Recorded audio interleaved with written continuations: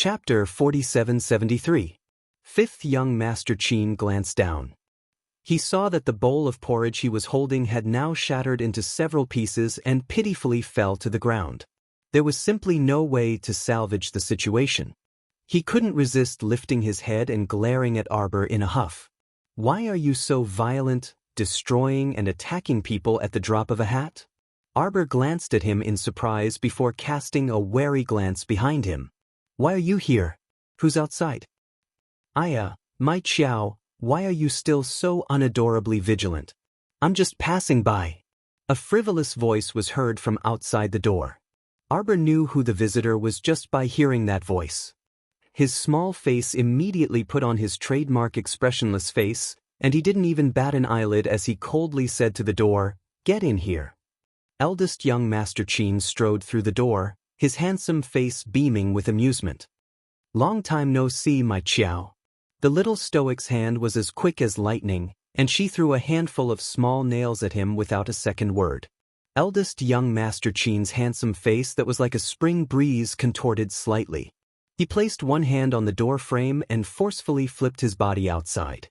A row of black nails as thick as a pinky finger was nailed into the door in a very consistent manner. A woman's shriek was subsequently heard, accompanied by hurried footsteps. The group of subordinates frantically called out, "Young master, young master." They scrambled to unsheath their swords from their waists, looking ready for battle. When did an assassin sneak onto the ship and attack their eldest young master viciously without a second word? Eldest young Master Qin twitched his mouth and waved his hand helplessly. It's fine. There's no assassin, there's nothing at all. Withdraw." Eldest young Master Qin pacified his nervous personal bodyguards. "Withdraw? What do you mean it's fine?"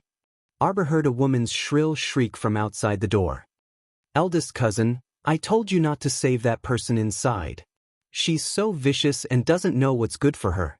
She doesn't have the slightest bit of gratitude, so what's the point of saving her?" When Arbor heard the words, "eldest cousin," he couldn't help but roll his eyes at the sky. She had come. After parting on Sikong Star, his cousin Yang Fengyan, whom he hadn't seen for many years, had actually been brought to the 3 continents by the Qin estate. It was indeed easier to get things done when there were people in the residence.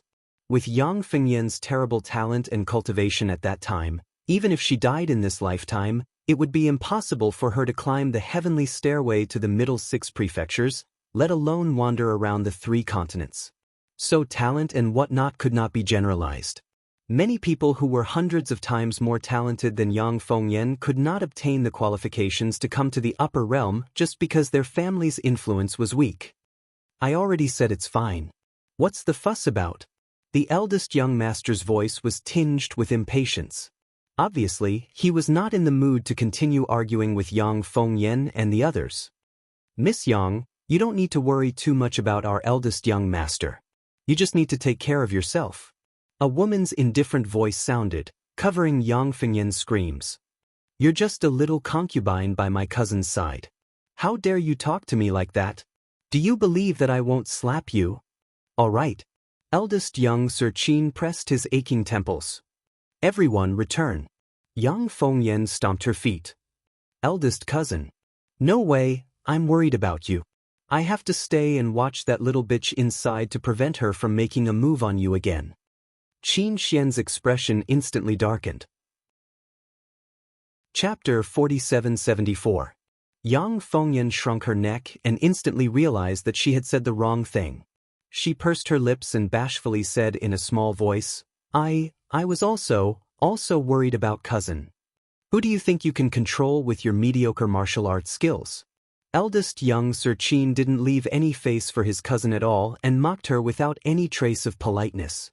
"With your fancy moves, you won't even be able to withstand a single punch from the little stoic."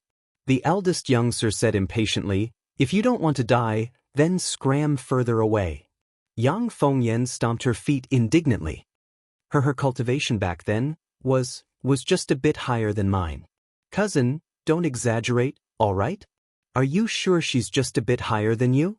Eldest young Sir Qin's handsome face frosted over as he glanced irritably at cousin Yang. He scoffed. "All right, don't cause trouble here. Hurry and leave. If it weren't for his father's sake, would he warn this idiot in front of him? Who cared if she died or not? Qin Xian turned around and walked towards the room. He hadn't taken a few steps when he heard fifth brother stutter to the little stoic, "You, how could you, kill eldest brother?" The little stoic said, "I never need a reason to kill." Fifth brother continued to stutter, You're not someone who kills without batting an eyelid. Why would you describe yourself like that?" The little stoic said, "How would you know what kind of person I am?" Fifth brother stopped stuttering and smoothly said, "You're just not good at expressing yourself. Actually, you have a pretty good heart. Otherwise, you wouldn't have saved me back then, and you wouldn't have disdained me for being troublesome while taking care of me. You saw what seventh brother did to me and even helped teach him a lesson. I know you're not that kind of bloodthirsty person." Qin Xian's footsteps paused, and he heard the little stoic scoff. "That's because you don't understand me too well." Qin Xian. Why did he feel like these two people's conversation contained a bit of inexplicable humor? One stuttered while the other was as cold as a brick. Fifth brother, this child, had always disliked interacting with others, and he loathed interacting with women even more. He didn't expect that he would be able to say such a coherent sentence in front of the little stoic. "You are an extremely good person," fifth young Master Qin said. Arbor, who had been labeled as a good person, silently raised his head and glanced at the fifth young master. He was too lazy to respond to him. What kind of good person was she? Don't think that she would let her guard down just because they gave her the good person card to numb her. People from the Qin estate had appeared in the river of forgetfulness, and had even coincidentally saved her? Things that were too coincidental inexplicably gave off the smell of conspiracy. "Jojo, I'm coming in." Eldest young Sir Qin shouted from outside the door, "Don't throw concealed weapons at me anymore. It was so scary just now." Arbor glanced up and saw eldest young Sir Qin stride in first, followed by Yang Fengyan and a somewhat familiar-looking woman. When Yang Fengyan saw Arbor, her eyes blazed with hatred as if she was meeting an enemy. Her pair of beautiful eyes stared fixedly at her, and she bit her lip tightly without uttering a sound. Arbor glanced at them. "Are you guys planning to put me under house arrest?" Yang Fengyan was like a firecracker that ignited at the slightest spark, and she jumped up. "Who put you under house arrest?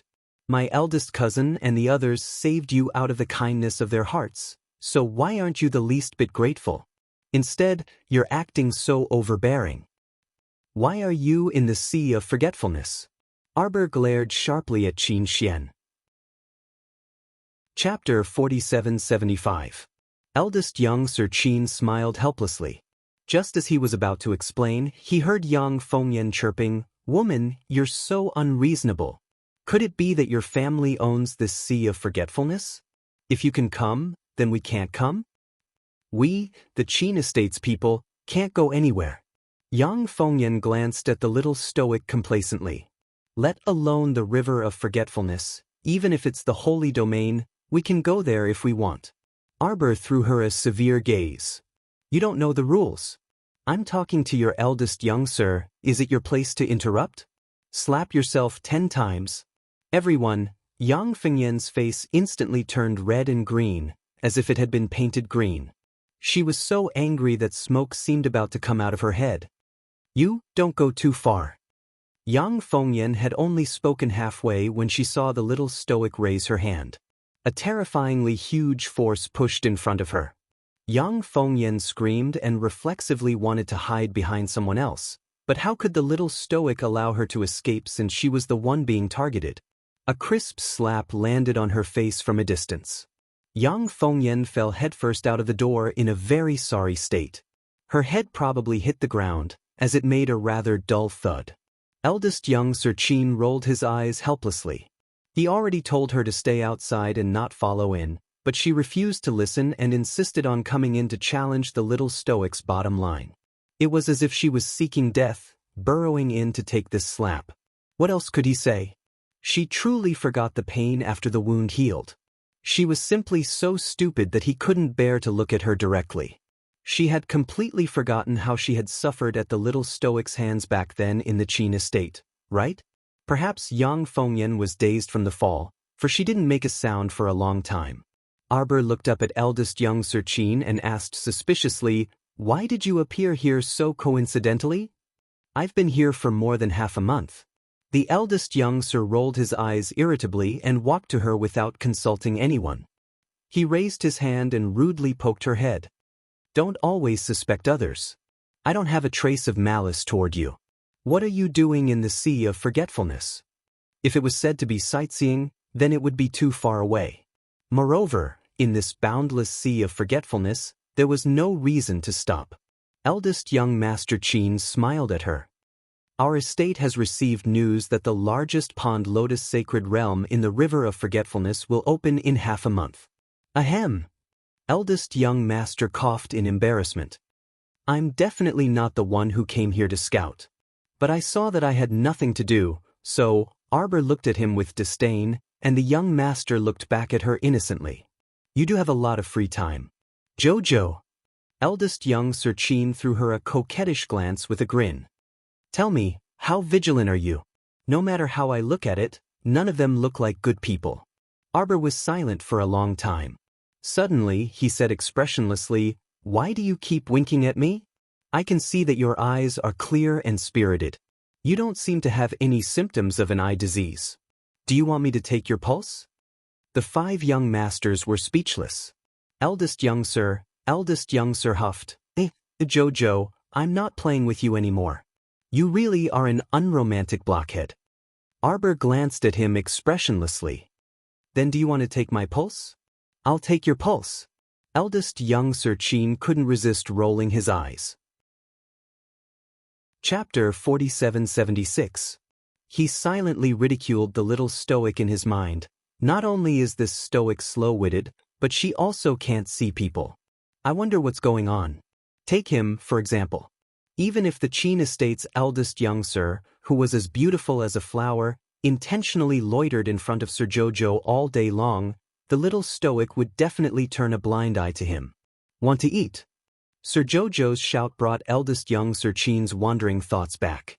When he returned to his senses and met Arbor's pitch-black eyes, eldest young Sir involuntarily chuckled. "Okay, I'll instruct people to prepare it right away.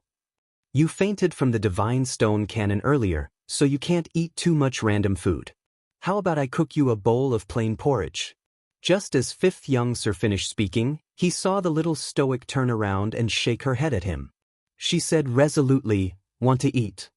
5th young Sir couldn't help but want to laugh when he saw her determined expression.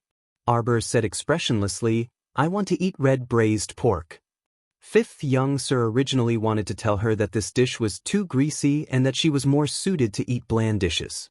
In the end, when he saw the little stoic's frozen expression, for some reason, the words that reached his mouth actually turned into, "Okay. I'll go take a look in the kitchen." 5th young Sir fled in defeat. Arbor was baffled, not understanding what was going on with 5th young Sir Qin. Seeing that 5th young Sir also followed him out, the little stoic then raised her hand to check her pulse. She wanted to check her body's condition. Why was she so weak that she couldn't even touch meat? She also didn't know which quack had prescribed her a prescription while she was unconscious, saying that she was suited to eat bland food. She couldn't help but be taken aback when she checked her pulse. Unwilling to give up, the little stoic then checked her pulse 3 times in a row before finally confirming one thing. Her pulse was smooth and round, like a bead on a plate. This was clearly a pregnancy pulse. Just by looking at her expression, it was absolutely impossible to tell that she was agitated. Who would have expected that her heart was surging abnormally right now? She simply didn't dare to believe her own pulse. The little stoic was still worried and checked her pulse twice. When she lifted her head, there seemed to be a flickering luster flowing in her pair of watery eyes, and he couldn't discern the slightest hint of joy or anger. She, who had lived 2 lives, had become a mother for the first time? What kind of life experience was this? She didn't know, but if someone familiar with her was here, they would be able to tell that her breathing was erratic and her heart was beating rapidly. It should be smooth and sleek, like a pearl moving on a plate. This was clearly the pulse of pregnancy. Just by looking at her expression, it was impossible to tell that she was emotional. Who would have thought that at this moment, Her heart was surging with emotions. He couldn't believe his own pulse. The little stoic was still worried and checked her pulse twice. When she lifted her head, there seemed to be a flickering luster flowing in her pair of watery eyes, and he couldn't discern the slightest hint of joy or anger. She, who had lived 2 lives, had become a mother for the first time? What kind of life experience was this?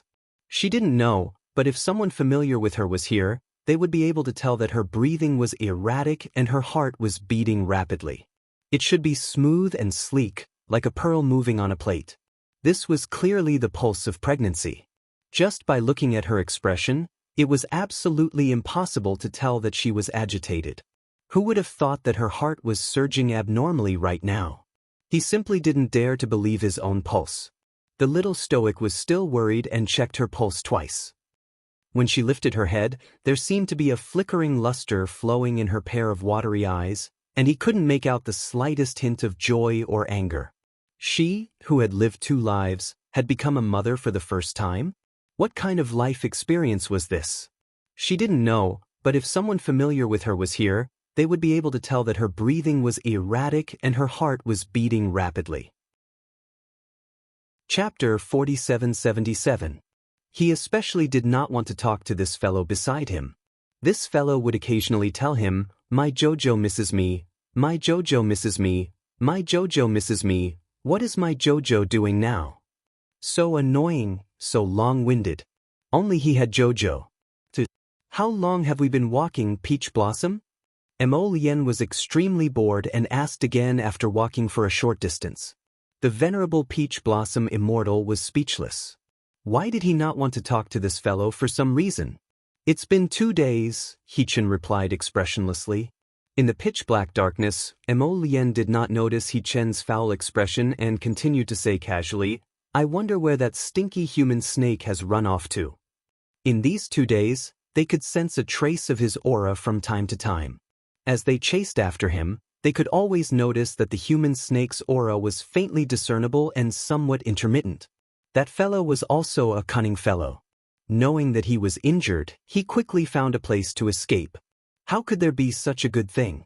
Taking advantage of someone's illness to take their life had always been their style. If they did not get rid of him now, when would they? Heechin kicked something round under his feet. It rolled on the ground covered with gravel and stones, making a gurgling sound. In such a dark and silent atmosphere, it seemed a little frightening. Emolien narrowed her eyes and looked over.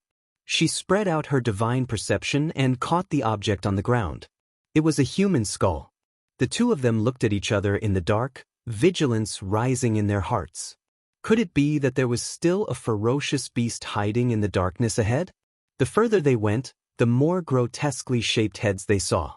If they were not careful, they might even step on them. Heechin and Emolien looked at each other again, a trace of suspicion slipping through their hearts at the same time.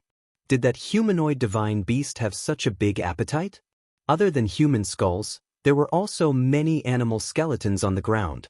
Could it be that the humanoid divine beast had been silent underground for many years and felt especially hungry once it was released, so it ate a sumptuous dinner? Such a ferocious thing must not be allowed to remain in this world. The 2 of them chased for a while before 7th Yen suddenly came out of Emolien's sacred beast space and said with a serious expression, "Master, I can feel it. But it's not far ahead." As soon as the 7th Yen finished speaking, he took the lead and dashed toward the source of the aura.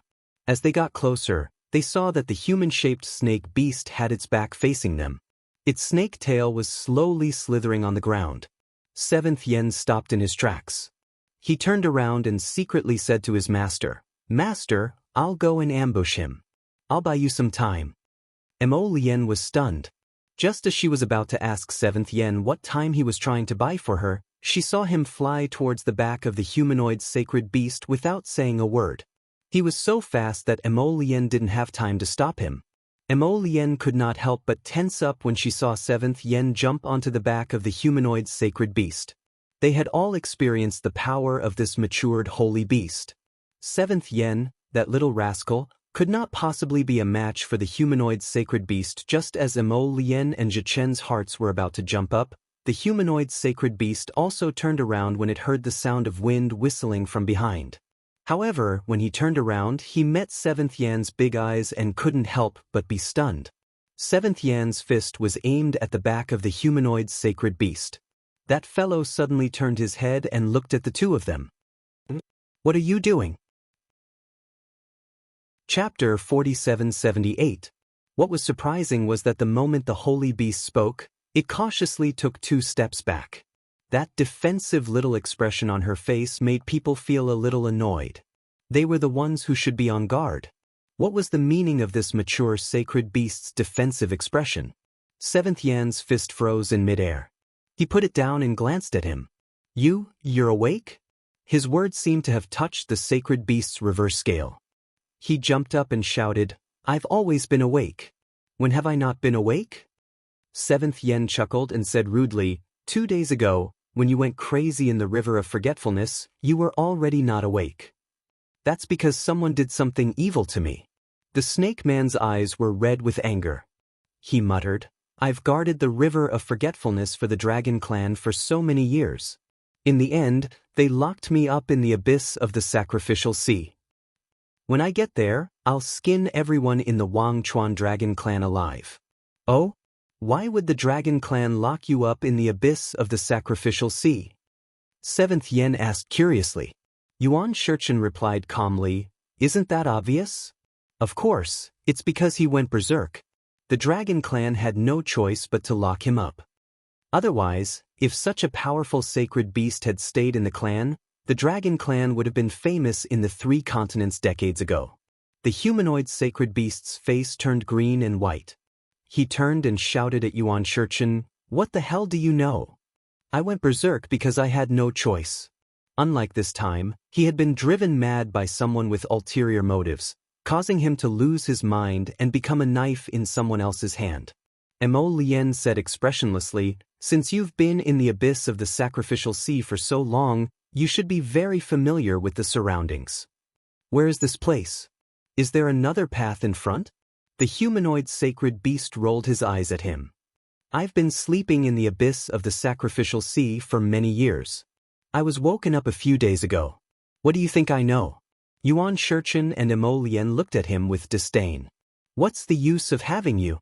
He didn't even know how to use it, let alone its other effects. The two of them exchanged a few words with him and realized that the holy beast's mind had indeed cleared up.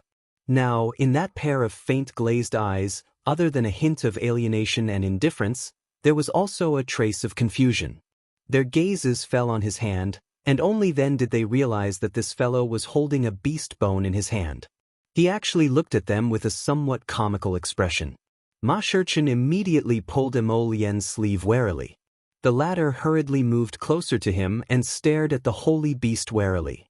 Seventh Yen snatched the beast bone from his hand. "What are you trying to do? I'm warning you, don't think you can beat us just because you're clear-headed." The humanoid sacred beast was very angry. He raised his hand to snatch the beast bone from Seventh Yan's hand. "How dare you? How dare you snatch my food?" Mo Lien and Hechen held their breaths and waited. They were about to help Seventh Yen beat up the human snake when they suddenly heard the creature's cry. For a moment, they thought they were hallucinating. Something didn't feel right. Shouldn't the humanoid sacred beast rush up and fight with Seventh Yen in a fit of rage? Why did he say something so strange? An idea occurred to Hechen. He glanced at the beast bone and poked Mo Lien's arm. "Don't tell me this fellow wants to roast some meat?" Chapter 4779. While Yen Qi was in a daze, the divine beast snatched the holy beast from Yen Qi's hand.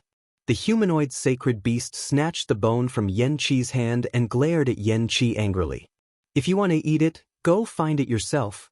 There are many more over there." Strange. Why did he feel like the mature super holy beast in front of him had walked down from a pedestal? Why did he feel like his image was disillusioned? He was as strong as he was when he wasn't calm before, but now he was as Chunibyu as he was. Hechen hurried forward and asked tentatively, "Do you want me to roast it for you?" The humanoid holy beast's eyes lit up slightly. He pretended to ponder for a while, glanced at Shichen, and nodded his head reluctantly. Since you want to show your filial piety so much, this old man will give you a chance. Hichin, how could he beat this old thing to death? How's your cooking? The humanoid holy beast asked seriously. It's okay, Hichin replied weakly. Jojo also praised my cooking skills before. The humanoid holy beast's eyes lit up. Then, he asked with a straight face, Jojo is that wretched girl holding the ancient holy sword, right? Why is she so hot-tempered? She slashed me with her sword without any explanation. She was crazy. Didn't she know that super holy beasts like him were hard to find in this world? How could there not be more? How could she bear to kill such a precious holy beast? She was a wretched girl who didn't care about her life. Hichin blinked. How should I address you? You juniors can just call me Senior Lanshan. Emolien. This guy was taking advantage of her. Why did she feel so irritated? Zhualanshan glanced at Hichin. Seeing that he had borrowed some fire from the kid beside him and was roasting the holy beast bone as if he was roasting it, Zhualanshan instantly felt happy. Why are we here? Emolien couldn't help but roll her eyes.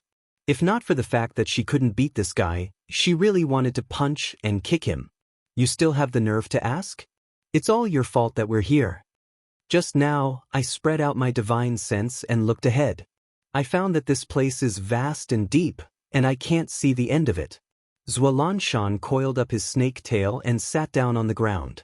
This old man has decided to rest here for a while and eat something before continuing.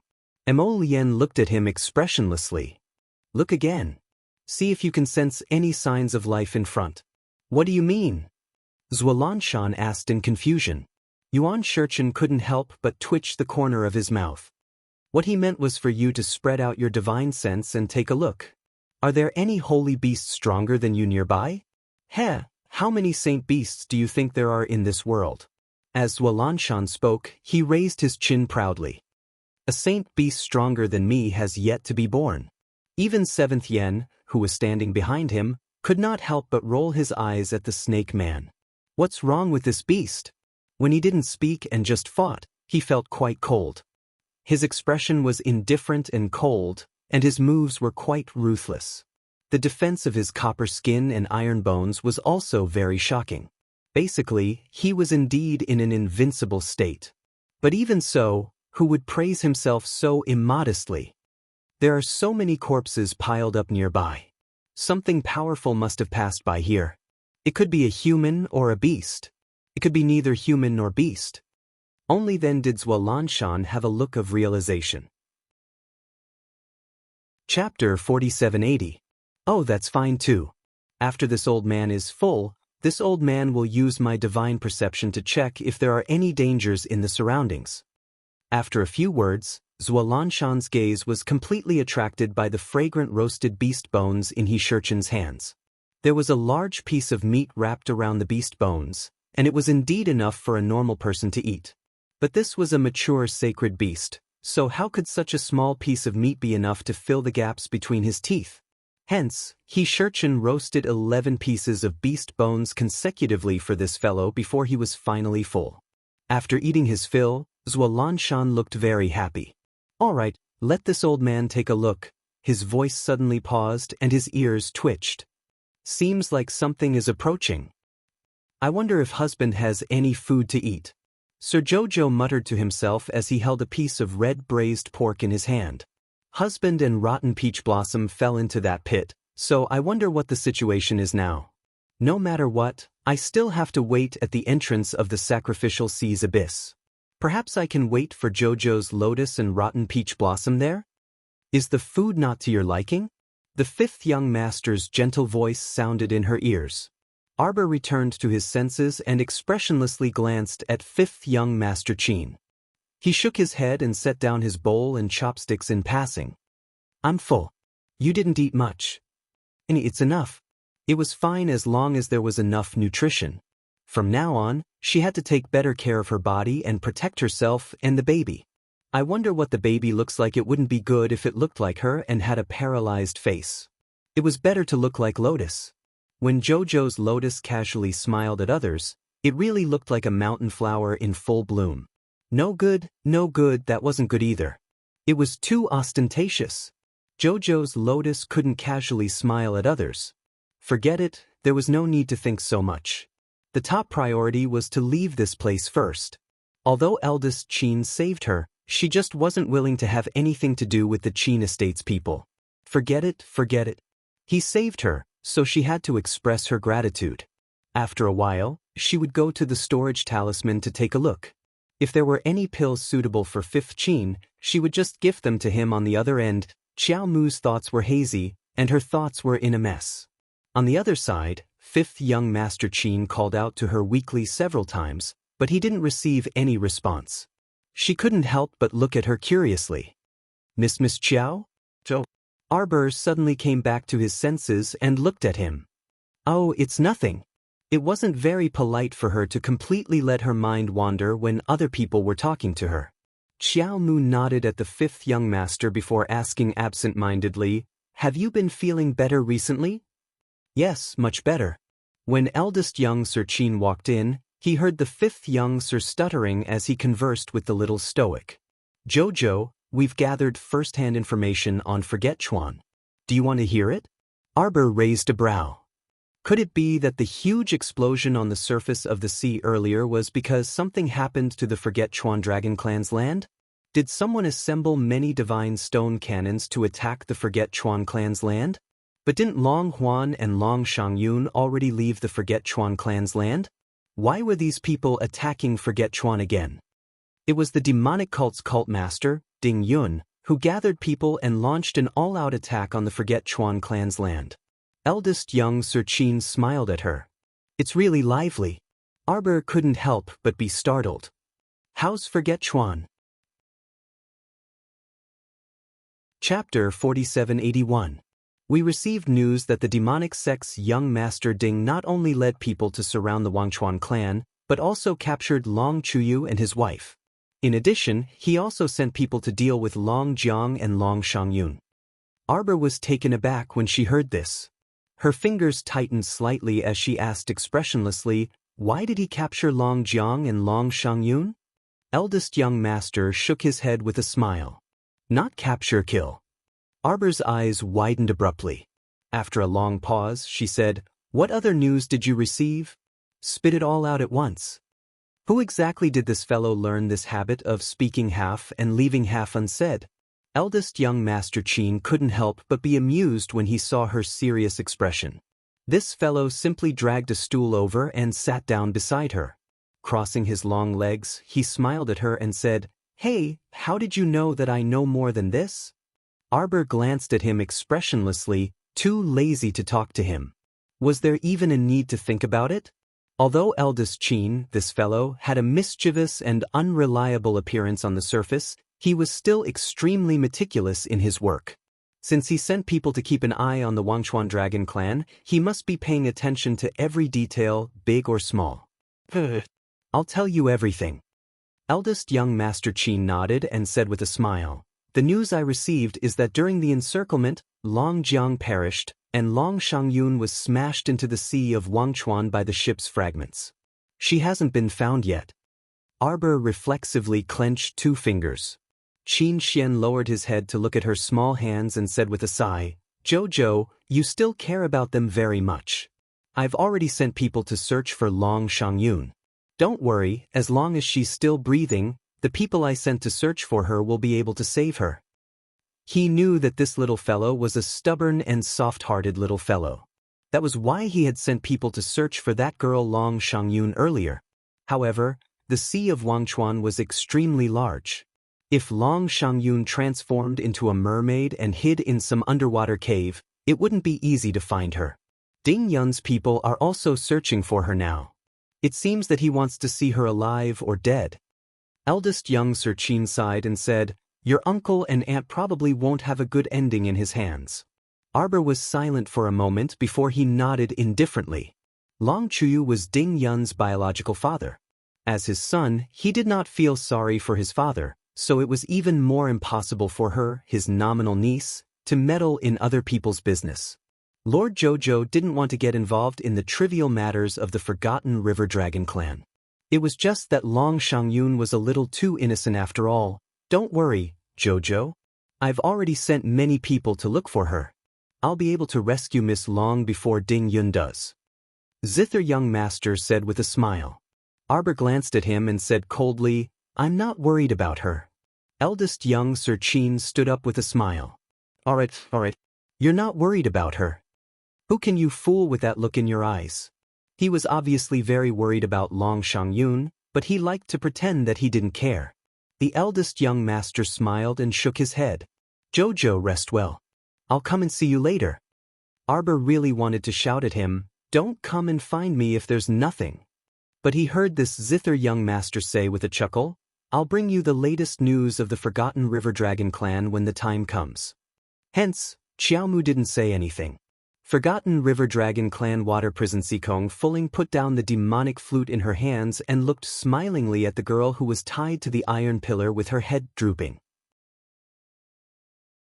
Chapter 4782.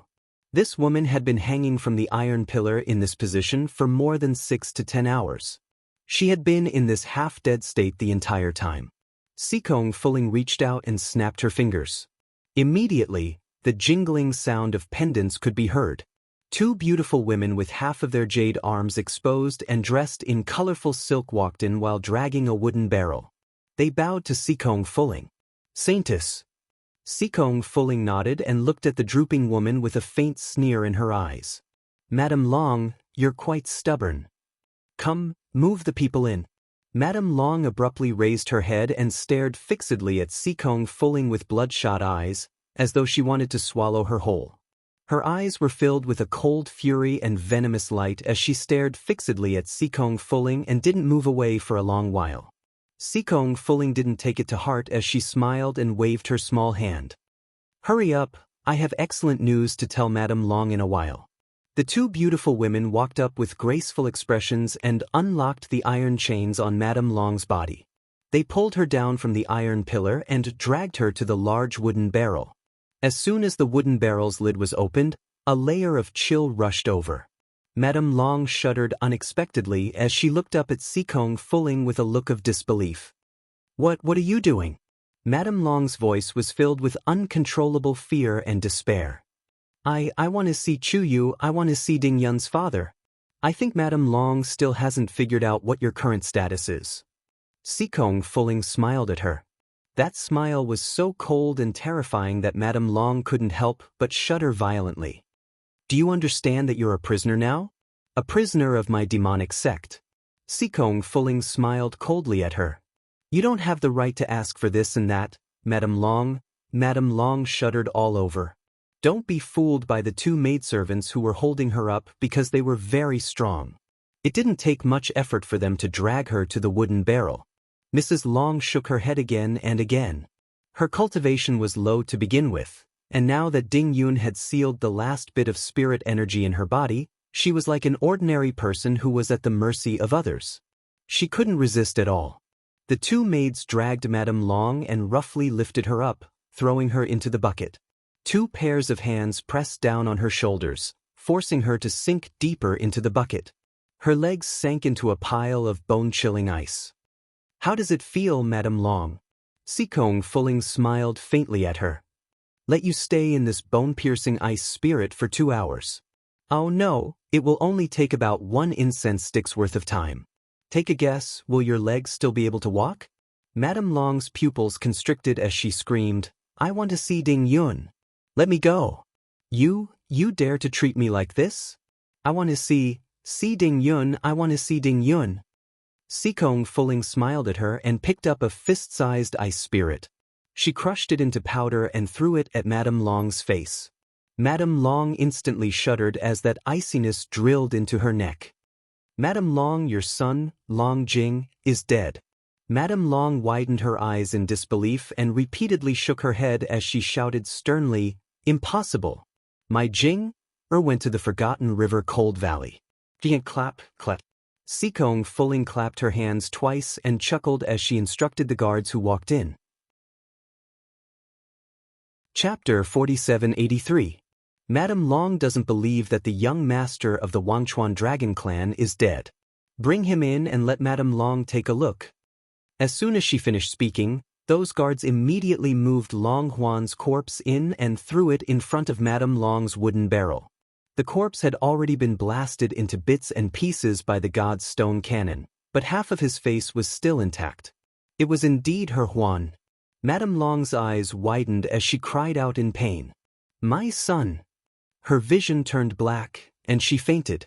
Sikong Fuling shrugged and threw a look at the two maidservants beside her. The two gorgeous maidservants grabbed Madame Long's hair and slapped her face twice.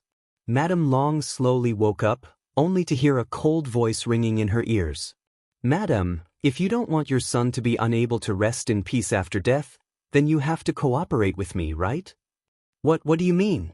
Sikong Fuling reached out to take a small bottle of green medicinal liquid from the guard and looked at Madame Long with feigned surprise. "You don't know? Tian Yun has a medicinal liquid that can revive a dead person after drinking it. It's just that the appearance of a walking corpse might not be that beautiful." Madame Long shuddered as she stared at Sikong Fuling in disbelief. "My son is already dead, but Ding Yun, that heartless and unscrupulous person, still won't let him off?" Sikong Fuling's eyes turned cold. "You can finally question me now. Then, when you harmed my big brother, who could he complain to about the pain and suffering he went through? Look at you, who are you putting on that righteous face for? My eldest brother was only an infant back then, but he was killed by you. Don't you know how much suffering and exhaustion he has suffered all these years? I'm just here to settle this score with you. Shouldn't I?" Madame Long couldn't help but laugh bitterly. Sikong Fuling impatiently interrupted, her eyes filled with cold fury. "If you don't obediently tell me the antidote for the love-severing poison, even if your son Long Qian is dead, I can still bring him back to life and order him to be a slave or servant. Be careful, holy maiden. This woman is accumulating power to self-destruct." The two guards had sharp eyes and immediately saw that the wooden barrel had swelled and deformed. They hurriedly shouted. Sikong Fuling hastily took a few steps back. She had only taken a few steps out of the water prison when she heard a loud, dull sound coming from the water prison. When Madame Long self-destructed, Sikong Fuling only heard that woman shriek, "Since I can't protect my son, then I will die with him." Sikong Fuling could not help feeling anxious. It didn't matter if that woman died, but she had to leave the antidote for the love-severing poison before she died. Madame Long's angry voice came from the air. "Ding Yun, the love-severing poison in your body can't be cured. You are destined to be alone for the rest of your life. You can't fall in love with anyone, otherwise you will die a horrible death." Ha! The madam finally ended the farce with a series of crazy laughter. When the tremors subsided a little, Sikong Fuling hurriedly rushed into the water prison again, only to see that the prison was littered with rubble and Madame Long and Long Huan were nowhere to be seen. The two of them had been at the center of the explosion, and with Madame Long's explosion, they should have disappeared. Only a small pile of bone fragments was left on the ground, with smoke and dust billowing in the middle. Sikong Fuling's expression changed, and she held her breath. Her bright eyes emitted two cold glints as she clenched her fists tightly and growled, "They got off too easy." Chapter 4784. Arbor liked to check her pulse now that she was free, and she checked her pulse more than 3 times a day. Later on, she felt that she was truly too nervous, which was detrimental to her mother and fetus's physical and mental health, so she simply took out a medical book and calmed her mind while reading. It was late yesterday, so eldest Qin didn't come over to disturb her again. She slept quite well last night and casually ate some plain porridge and side dishes. It was almost noon now, but Arbor still didn't see any trace of eldest young Sir Qin, so she couldn't help but be curious. Could it be that some unforeseen event happened at the River of Forgetfulness? Although Arbor said she wasn't worried, she was still worried about Long Shangyun's safety. This little lady was even younger than her, and her family circumstances had suddenly changed, so she didn't know where she had drifted off to. "It's fine if I bring the things in. You may withdraw." An arrogant voice came from outside the door. "Miss Yang." The two maidservants' delicate voices rang out one after the other. "The young sir has ordered that no one is allowed to casually disturb the honored guest inside." Yang Fengyan glared and stomped her leg. "What? You dare to disobey me? Don't forget, I'm the Qin estate's cousin miss. Be careful or you'll have to bear the consequences. The two maidservants looked at each other in dismay, simultaneously thunderstruck by this cousin miss. How should they put it? This cousin miss was indeed their Qin estate's cousin miss, but her relationship with the Qin estate's main family was very distant. She was only a woman from a branch family in the lower star domain.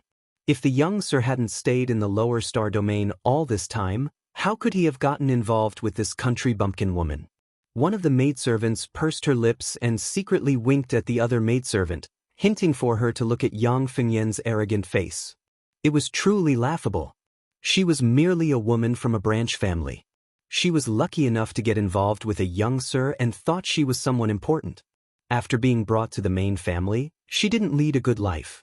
Every day she would throw, hit, and drink at them, the servants.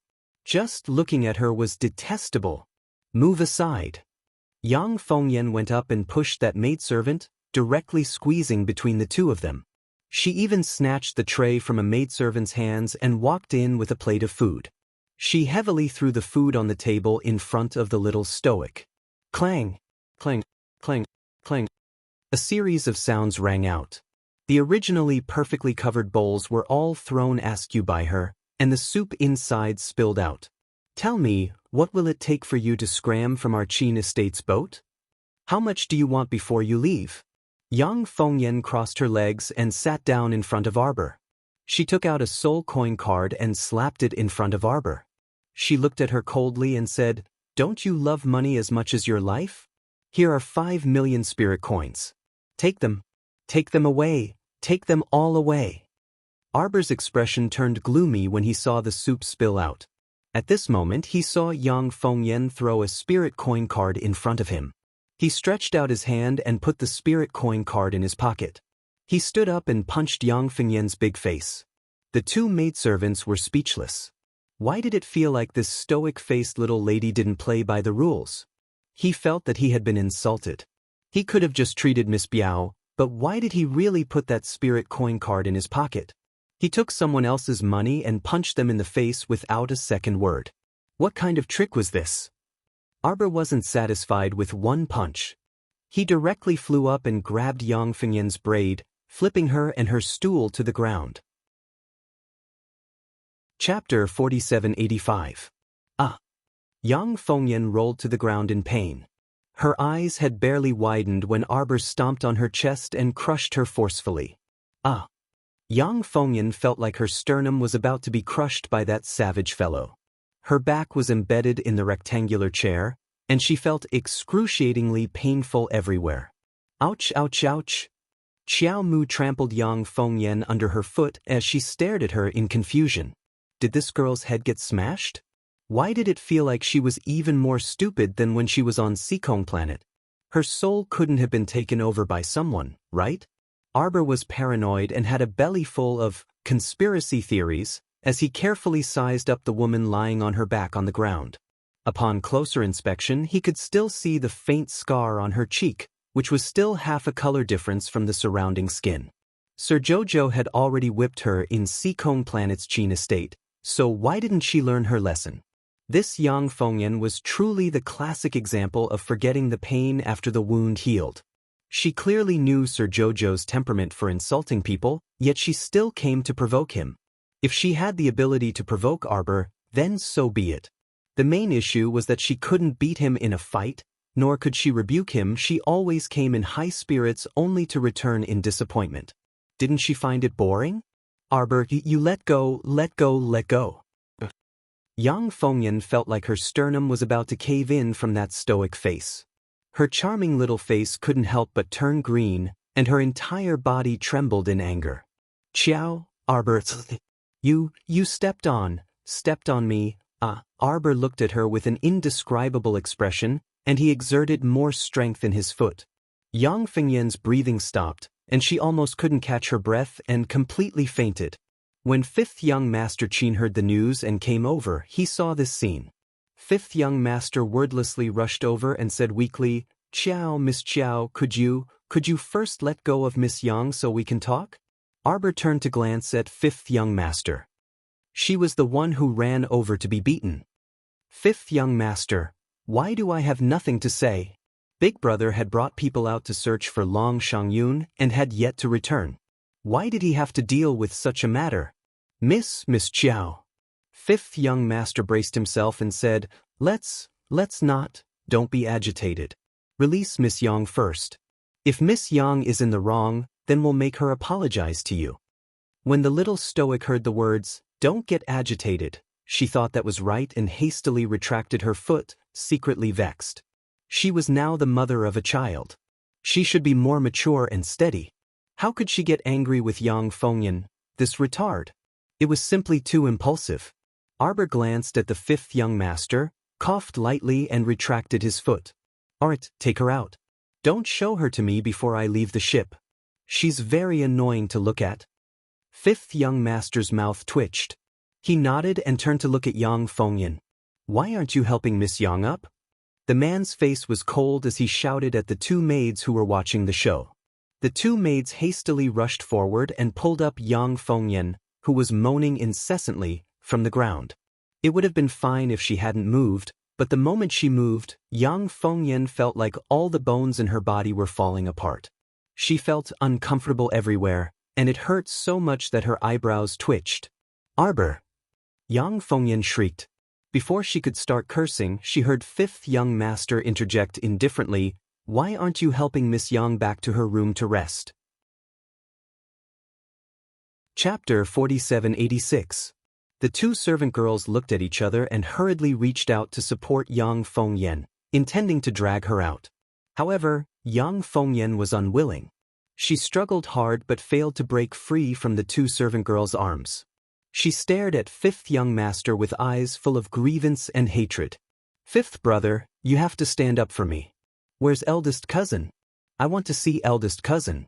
This Chiao Mu is simply going too far. Look at how she slapped my face. Just now, she stepped on my chest as if she wanted to break my bones. Arbor looked at her in confusion. Before this woman could continue to complain, he couldn't help but interrupt. Didn't you want me to step on you? This strange woman not only had a bad brain, but her memory was even worse. When did I say such a thing? Yang Fengyan's pretty face twisted in anger.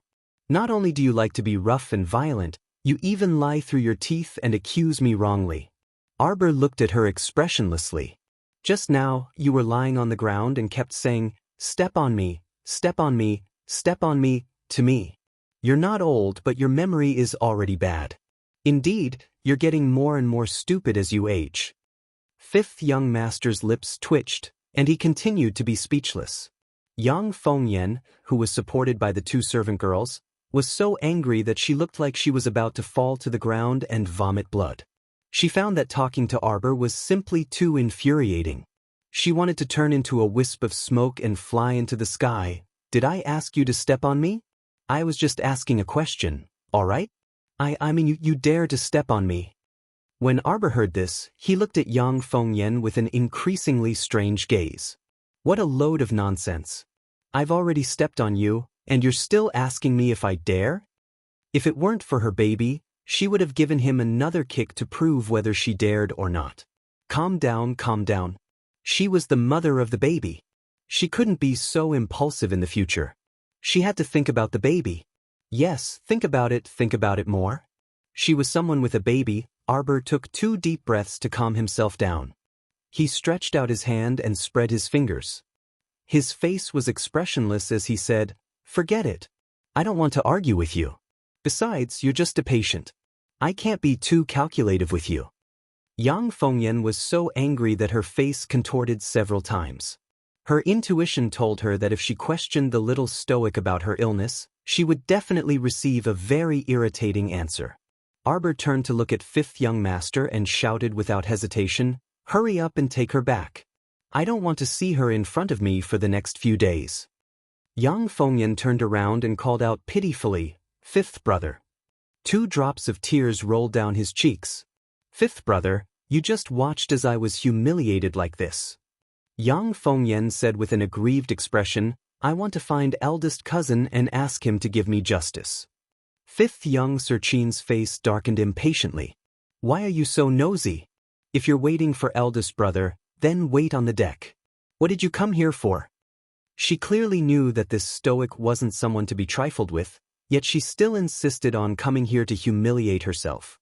If this wasn't stupidity, then what was? Yang Fengyan stomped her foot hatefully. She pointed at Arbor and shrieked, "She stole my 5 million spirit coin card." Arbor shook his head. "I didn't steal it." Then, with a serious face, he continued, "You're the one who delivered yourself to me." Chapter 4787. Fifth young Master Qin looked coldly at Yang Fengyan. "I will inform eldest brother of everything you did today, no matter how big or small. If you dare to cause trouble again, I will send people to deport you back to the Seekong planet branch family." The fifth young master said icily, "Think it over." Yang Fengyan's eyes bulged in shock, simply not daring to believe her own ears. Fifth brother actually said he was going to deport her back to the lower star domain? On what basis? Yang Fengyan glared hatefully at Arbor with her beautiful eyes before turning around and dashing out in a fit of anger and impatience. Fifth young Master Qin turned around and said to the little stoic, "Miss Chiao, you can stay here at ease. I will send people to supervise Miss Yang and prevent her from coming near and bothering you again." The little stoic naturally wasn't too reassured. Once she had the chance, she naturally had to stay as far away from the Qin estate as possible. At noon, Qin Xian, who had finished patrolling the sea, returned to the ship with a merman riddled with wounds. He brought the merman in front of Arbor. Arbor frowned and stared at him for a while. He vaguely remembered that this person seemed to be called Jiang Song, one of Long Qian's personal guards. The reason why the little stoic remembered a minor character like Jiang Song was that her memory was a bit deep last time. When they were playing horse games with Long Qian and Long Shangyun on the ship, this personal guard named Jiang Song was forced to fill in the spot because they were missing a member. In the end, he lost until he cried for his parents and nearly fainted completely due to chest tightness and dizziness. Jiang Song, this royal guard, gave her a bit of a deep impression. No wonder she could recognize this guy at a glance. When Jiang Song saw Arbor, it was as if he had seen a relative he hadn't seen in 800 years. He threw himself at him while bawling, wiping his tears as he shouted, "Crown Princess! Crown Princess! Hurry and send people to save our miss." "Where is your miss?" "Miss fell into the sea of forgetfulness, so I lost track of her." "Arbor, you've been following Long Shangyun all this time, but now you've lost track of her. She's not a living immortal who knows how to calculate. Naturally, she wouldn't know where Long Shangyun went. Furthermore, the river of forgetfulness was so big. If she were to go there alone, it would be like looking for a needle in a haystack. Unless she stepped on some dog shit luck, it would be impossible to find Long Shangyun in a short period of time." Arbor raised his head and met the young master's smiling eyes. "Oh, I went out to sea today and only found this delirious kid nearby. Jojo, just ignore him. Look at him, his words are all jumbled up and illogical. I don't know if his head was injured in the explosion. Men, send him down to rest. Crown Princess, you must help our miss, Crown Princess. Arbor looked at Jiang Song's back thoughtfully. "Yang Fengyan came to find trouble with you today?" The young master walked closer and sat down at the table with a chuckle, pointing at the seat opposite him. Arbor looked at him expressionlessly and asked instead of answering, "Is this ship returning to Dragon Flame City?" I told Jojo earlier. We plan to go to the Pool Lotus Sacred Land to take a look. So this ship wasn't heading to Dragon Flame City in the Divine Continent. As they sailed, they would only get further and further away from the Imperial capital. Arbor looked at the young master thoughtfully and asked tentatively, "What if I want to leave?" Eldest young Master Qin sighed and said helplessly to her, "Jojo, I'm not putting you under house arrest. Wherever you want to go, just go." Chapter 4788. It's just that you're pregnant now, so it's inconvenient for you to move around. If possible, why don't you recuperate for a while? When you're healthy, you can go wherever you want. We definitely won't stop you." Upon hearing this, Xiao Mu raised her elegant brows. "You know." Eldest Qin smiled helplessly. "I found several physicians to check on your condition. How could I not know?" Seeing that he answered fairly sincerely, Xiao Mu nodded her small head. She pretended to be nonchalant and asked, "Did you leak the news to Qin Xian that I'm here?" Eldest young Sir Qin shook his head. "I didn't say anything." For some reason, Arbor actually heaved a sigh of relief. She really didn't want to see Omega Kotoku in this unfavorable situation. Even if she did, she would feel like she had nothing to say. She was even more unwilling to be entangled with this person. Everything could wait until her divine perception recovered. She would bide her time for now. He spread out his divine perception on Zhualan Mountain and returned empty-handed after a round. He turned to shake his head at Emo Lien and Ma Shurchen. "In my humble opinion, you two must be overthinking." It wasn't like he hadn't stayed in the abyss of the sacrificial sea before. How many years had he stayed in this place? How could he not know if there was anything strange in the abyss of the sacrificial sea? The two youngsters were overthinking because it was their first time in the abyss of the sacrificial sea and they were unaccustomed and fearful. Once they were used to it, they could stay anywhere they wanted. Emo Lien glanced at the human snake. After a moment of silence, she suddenly asked, "Since you were able to escape the abyss of the sacrificial sea once, can you do it a second and third time?" "You're thinking too much." The human snake said expressionlessly, "I was able to leave successfully last time because someone summoned me. Besides, the abyss of the sacrificial sea is a deep pressure. It's impossible for it to let people like us go. Once you fall into the abyss of the sacrificial sea, you can forget about walking out alive." The human snake's head drooped. To be honest, he already couldn't remember how many seasons he had stayed in this dark place where he couldn't even see his fingers. If he had to recall well, most of the time, he seemed to be hibernating. He didn't open his eyes much and couldn't sense the changes in the outside world. "We won't be able to crawl out," the snake man said dejectedly. This fellow had probably tried to climb up from here more than once, and each time, he had failed. Emo Lien and Yuan Shichen saw his gloomy expression and couldn't help but glance at him. "This path is blocked, but it doesn't mean that other paths are blocked as well." Emo Lien walked forward for a while, then suddenly stopped and asked, "Is there an underground water source nearby?" The snake man listened attentively, frowned, and thought for a moment.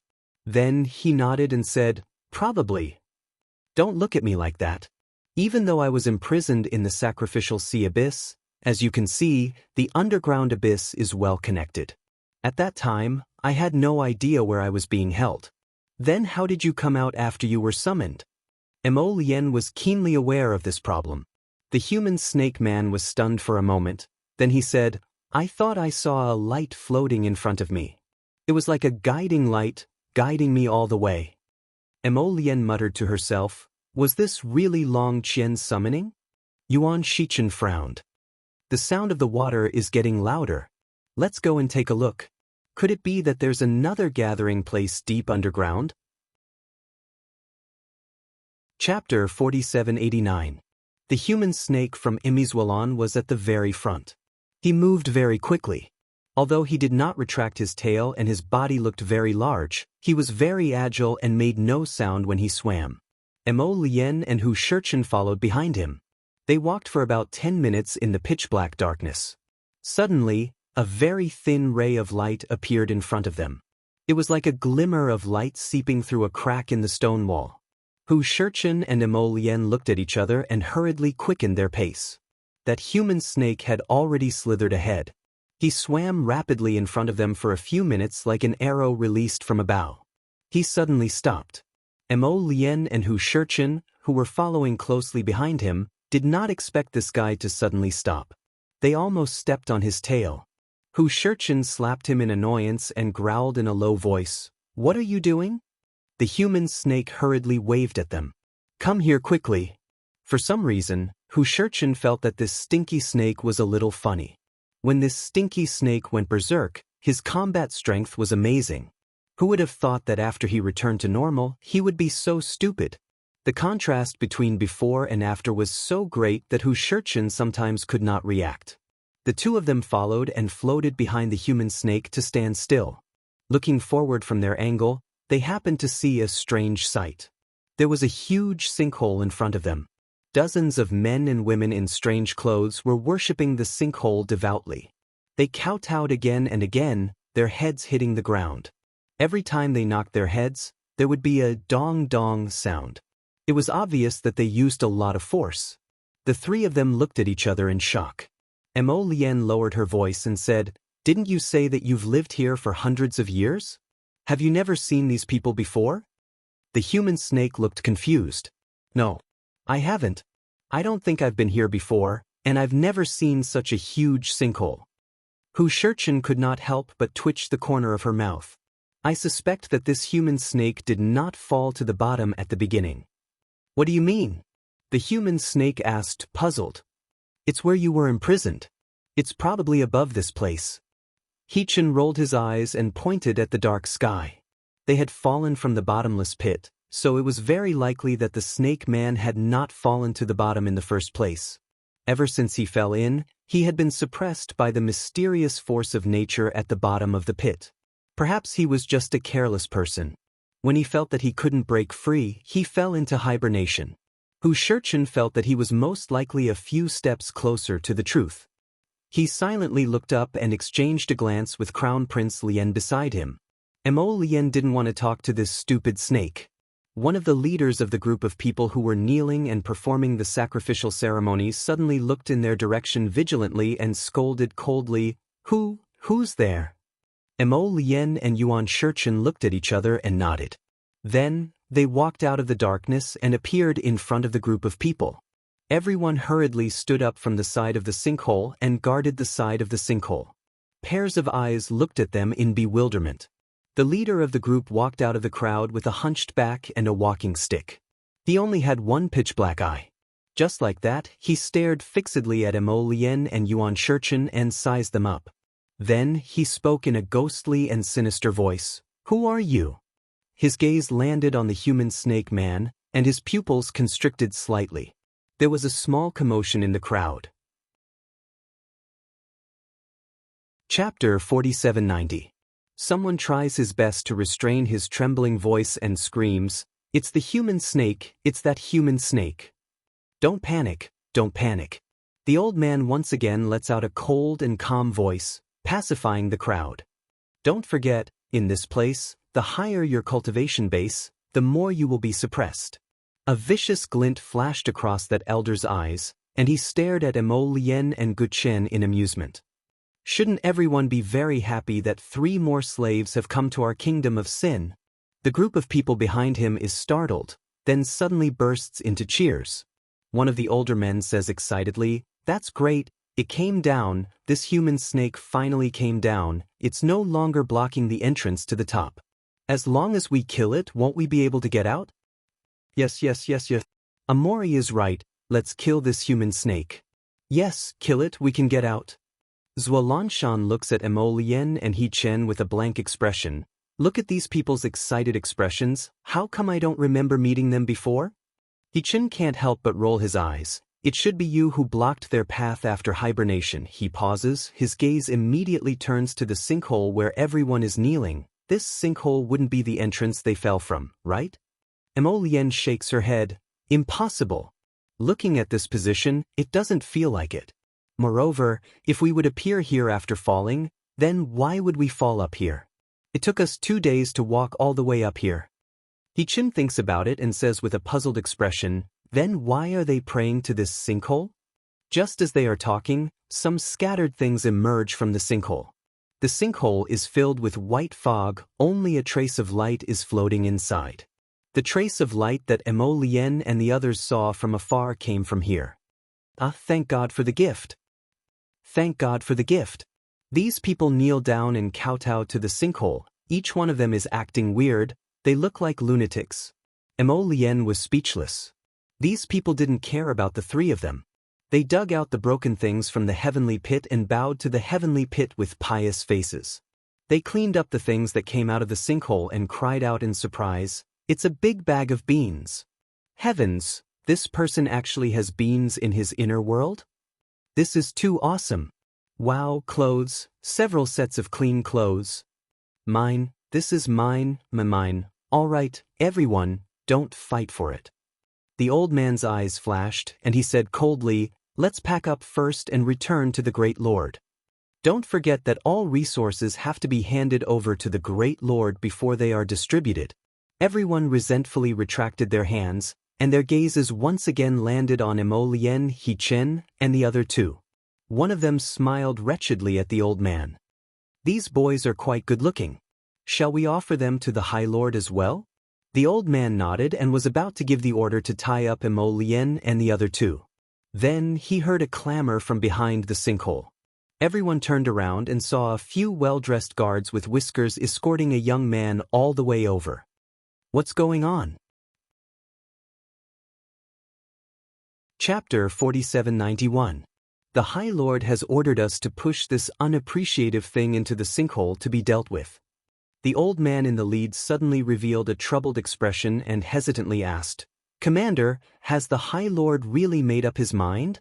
Previously he had said that he wanted to bury this person alive, but when things came to a head, he couldn't bear to do it and hurriedly found someone to bring him back. Fortunately, they didn't really bury this ancestor alive at that time, or else they would have to be buried with him. The High Lord has said that he won't change his mind this time. One of the guards waved his hand impatiently and said angrily, "You don't know what's good for you.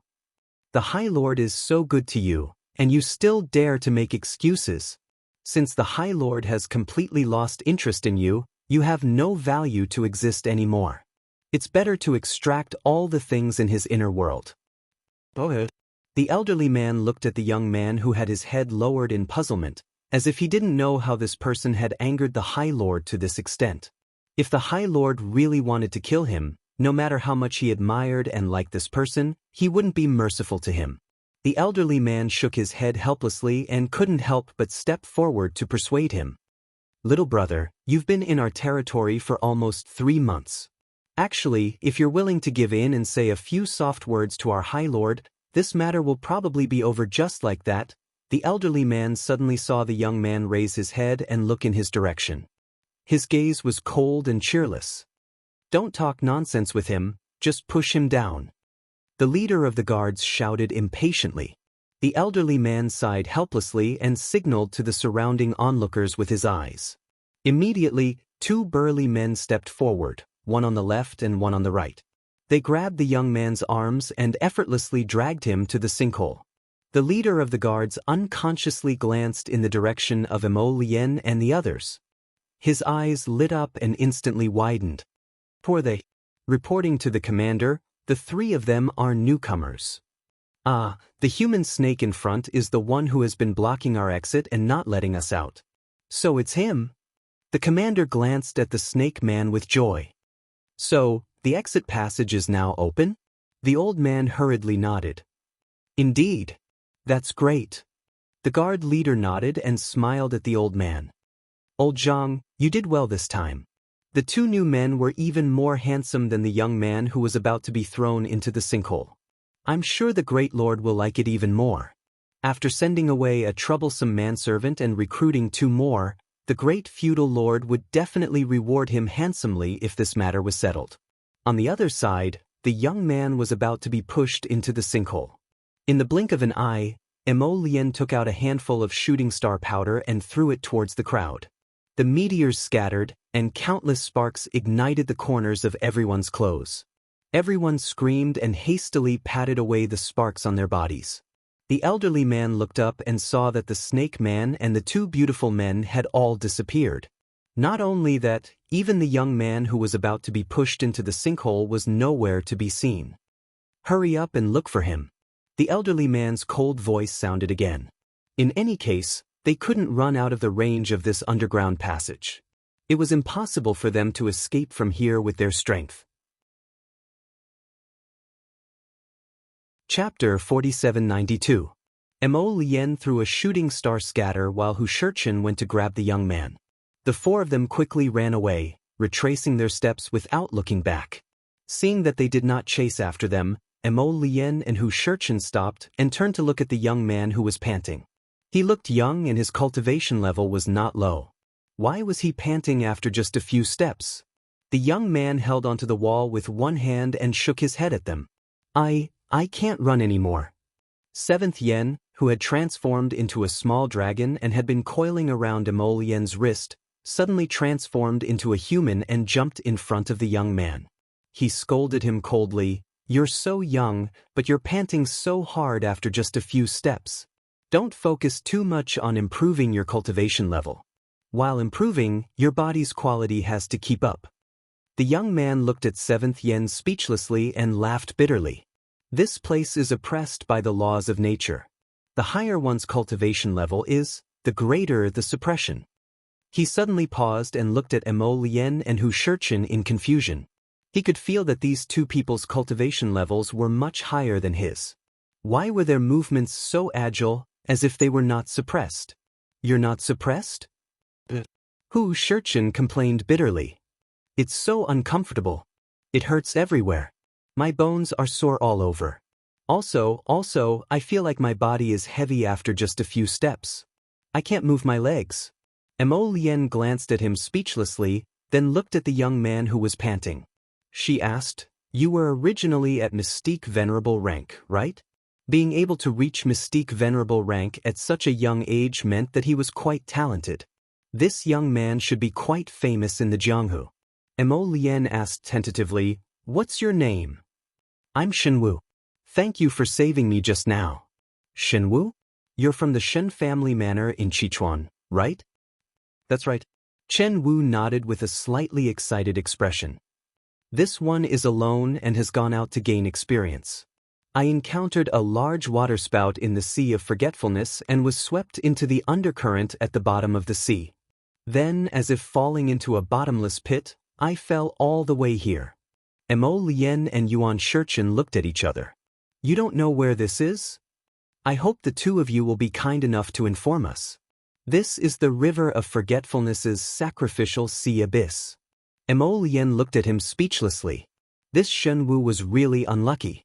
He had only come out to train, but he had actually been swept all the way to the seabed abyss. "Brother Shen, why were they worshipping at the side of the giant sinkhole just now?" At this point, Shenwu's face turned slightly pale. "I only know that after they push a living person down, there's an extremely powerful nature deprivation force inside that will grind the living person to pieces and clear out all the items in their inner world. No wonder that person shouted, 'A big bag of beans,' in surprise just now. It turned out that these people had pushed some foreign cultivators into the sinkhole, deprived them of their inner worlds, and obtained other people's food and tools. What you mean is, those cultivators who unluckily fell into this place from the Sea of Forgetfulness, the stronger their cultivation. In the end, he was suppressed and weakened instead?" "That's right." Shen Wu nodded and panted as he said, "They call this place the Kingdom of Sin. The natives of this place have taken a group of cultivators with extremely strong cultivation from the outside as slaves." Emollien was speechless. Chapter 4793. Hu Shurchen was also speechless. Therefore, they should be thankful that they only felt a heavy pressure on their bodies, but they were not suppressed to the freezing point like the young man in front of them. Shen Wu looked at them suspiciously and thought to himself, "Why are these two sirs acting like nothing happened? Just now, when they saved me and left, their speed was so fast that it didn't seem like they were absolutely suppressed. So, how big of a difference was there between people?" Hu Shurchen looked at the young man expressionlessly and coughed lightly. "Brother Shen, you mean there is a city in the seabed abyss?" Emollien's mouth was truly accurate. Everything he said was spot on. There really was a gathering place here. Shen Wu nodded hurriedly. Zualanshan asked in confusion, "How is that possible? I have lived here for at least 200 years. How come I have never known that there is a city in the seabed abyss?" Hu Shurchen interrupted him unhappily. "I said, you hibernated for so long, anything is possible." Zualanshan thought carefully. It was true, he had hibernated for a long time, so long that he could not even remember the length of time. Where did the people in the seabed abyss come from? Zualanshan's eyes were filled with a strange light. It was as if he thought that he had lived alone in the seabed abyss for hundreds of years and was pitifully poisoned. Actually, there were a lot of neighbors next door, but he did not know anything about them after living here for so long. Those natives, I guess they are the sea people who were exiled here. Some of them have fish tails, I guess they are people of the forgotten river dragon family? Hu Shurchen was surprised. Isn't the sacrificial sea abyss a place to worship the souls in the sea? Emolien stood at the side and shook her head, showing a "I knew it" expression. She said indifferently, "It is recorded in the mountain anomaly records. The sea was not peaceful in the early years. Many sea clans fought with each other. In the beginning, the sacrificial sea abyss was used by the forgotten river dragon clan and a few other aristocratic families to exile traders. Most of the people who are exiled to the abyss of the sacrificial sea are extremely evil." Realization dawned on Ma Shurchen. So, according to what Shinbrat said, the natives of the evil kingdom are actually the people of the aristocratic families that were exiled from the sea? Emolien nodded. "I guess so. What do they eat when they live in this damned place?" Hechen was a little surprised. These people were able to survive in such a harsh environment. How strong were their survival skills? Chen Wu nodded. "Nothing can grow here, and it's very far from the surface of the sea. Compared to food, the lack of water is a bigger problem." But they soon discovered the existence of the sinkhole. In the beginning, they fought and killed each other. They pushed a portion of the people into the heavenly pit, plundered the resources of the inner world, and shared it among themselves, Shen Wu said with a heavy expression. Gradually, the longer they stay here, the fewer resources they can plunder from the inner world, Shen Wu said. After all, they're just sitting around and eating until they run out of food. Every day that passes means one less day of food. Later, they climbed up the stone wall and found a large glacier above. They chiseled a portion of the ice off and used it as a water source. But the more they use, the less ice they have. Chapter 4794. The natives of the Kingdom of Sin would kill for a little water, a little bean. They became more and more violent, killing each other, until one day outsiders entered their territory. Shen Wu sighed. At first, they were very afraid, but after probing, they found out that among the outsiders, there was a higher cultivation level. On the contrary, the higher the cultivation level, the more severely they were suppressed. Like me, after I came here, I couldn't even take a few steps without gasping for breath. On the contrary, the ordinary people who came here were all walking as if they were flying. Their bodies were not suppressed at all. After they joined the Kingdom of Sin, they were also able to receive better treatment. This allowed them to find a new way to quickly gather resources. They captured these outsiders, those who could be used for hard work, and those who could not be used were thrown into the sinkhole to quickly gather resources. Hechen said curiously, "From what you're saying, what you mean is that the natives of the Kingdom of Sin are not affected by this power of suppression." Shen Wu nodded with certainty. "Today, there are about 50 natives. Most of them are above the deity realm, and are not suppressed at all. They belong to a special group in the Kingdom of Sin." Ma Shurchen pondered and nodded. So, the outsiders with high cultivation were suppressed like dogs, while the natives were all in the god realm. No wonder these outsiders were all reduced to slaves. Aren't they just a bunch of lambs waiting to be slaughtered? Emolien said indifferently. There is nothing special about them. Just like the power of deprivation allowed by the natural law in the sinkhole, it is fair to everyone. Whoever is thrown in will also be deprived. The reason why the natives are so special must be that they have a secret. They can avoid being suppressed by the natural law here. Ma Shurchen nodded repeatedly upon hearing this. Although Emolien, this guy, normally looked very loathsome, his analytical skills were still very reliable. This was most likely the truth. There was nothing special about it at all. It was the natives who had mastered the risk of avoiding the natural law's suppression, so they could do whatever they wanted here. Chen Wu looked doubtfully at Emolien and Hechen. "Your Excellencies, are you not being suppressed, or is it that the suppression is not complete? It should be the second situation you mentioned." Hu Shurchen smiled bitterly. "What about this senior holy beast?" The snake man proudly raised his chin, thought for a moment, and said, "I think it's okay. There is indeed a suppressive force, but it's not that strong. You should be the guardian beast placed at the exit of the sacrificial sea by the aristocratic families of the River of Forgetfulness. Chen Wu continued talking to himself. I've heard them mention you before. It's because you're guarding the exit of the sacrificial sea that the people of Sin Kingdom have no choice but to stay here and continue to suffer. Hu Shurchen pursed his lips and patted Shen Wu's shoulder. You're thinking too much. He was banished here 100 years ago. Because he was too bored, he had been hibernating all this time. Even without him guarding the exit of the sacrificial sea abyss, they wouldn't be able to leave.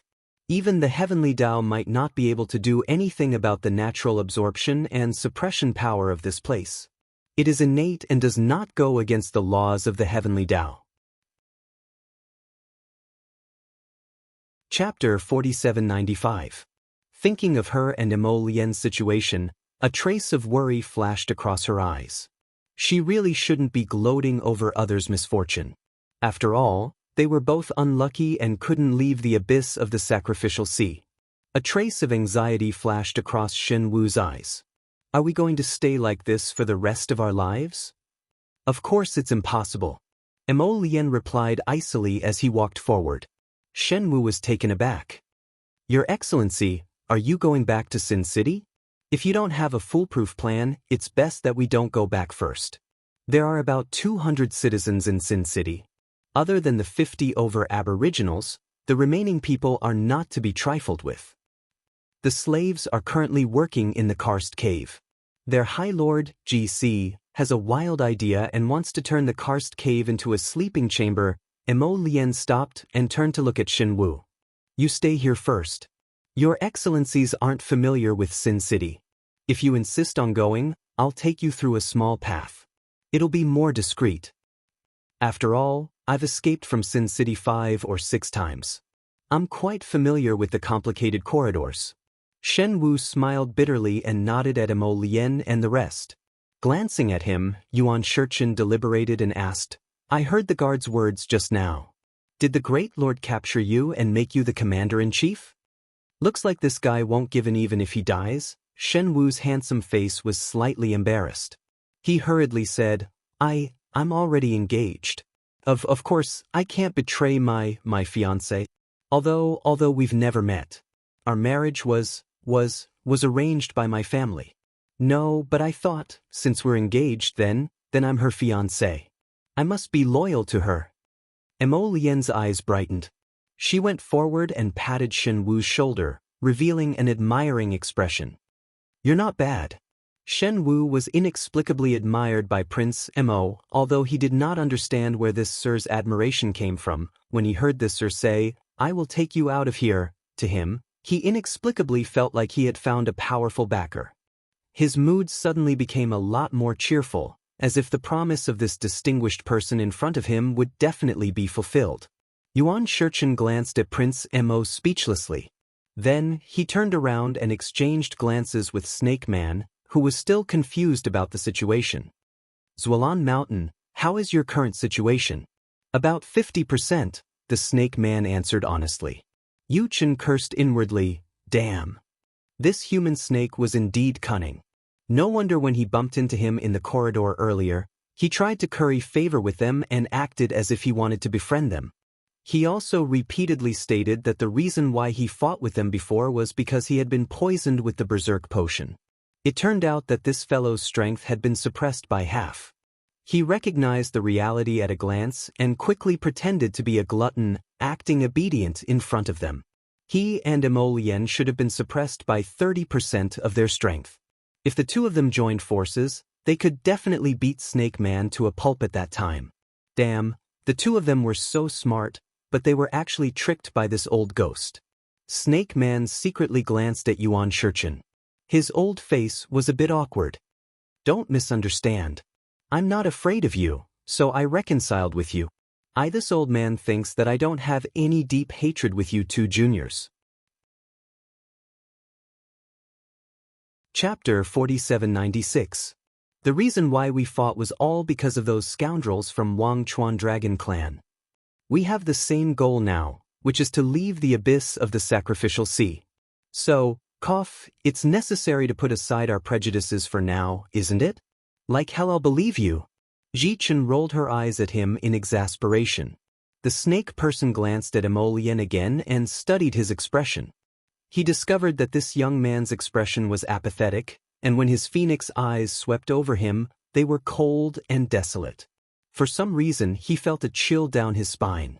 From his experience, this young man did not seem like a good person who would repay evil with kindness. Let's go. Emolien spat out this word without even looking back as he led the way forward. The snake man was right about one thing. Now that they had the same goal, they should leave first. As for the debt between him and this stinky snake, he would settle it one day. Did he think that he could let it go just like that? Dream on. After all, this stinky snake was the reason why he and Hu Shurchen fell into the abyss of the sacrificial sea so miserably. The snake man felt a gust of cold wind above his head, and his body trembled for no reason. Just as he was about to shift, he saw Hu Shurchen glancing at him coldly. Why are you looking at me like that? What was wrong with these two young men? They gave off a sinister vibe when they looked at others. I just wanted to remind you that your current form is a little too much. Hu Shurchen sneered. The snake man looked down at himself. He was now a snake with a human body and a snake tail. He was about 2.5 meters tall and felt comfortable looking down at Emolien and Hu Shurchen. However, he knew that they were about to sneak into the city of Sin. This beast form would be very eye-catching and he might be targeted immediately. The snake man obediently transformed into a human. Hu Shurchen turned around and his jaw almost dropped. You, big brother, wear pants. Emolien was speechless. Fortunately, his wife was not here. Otherwise, he would have destroyed this serpent's body. The snake man, this old man has never transformed into a human in the past. This was the dignity of an almighty holy beast. Their beast form was their true glory. He looked a little embarrassed and tried to defend himself. It's all your fault. What change? Hurry up and lend me a pair of pants. Emolien. Fortunately, Shenwu reacted quickly. He immediately took out a new set of clothes from his inner world and offered it to Senior Snake with both hands.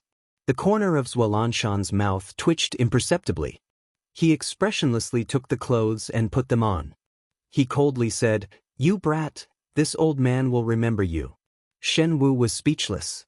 It was clearly a sentence of gratitude, but why did it sound like revenge when Senior Lanshan said it?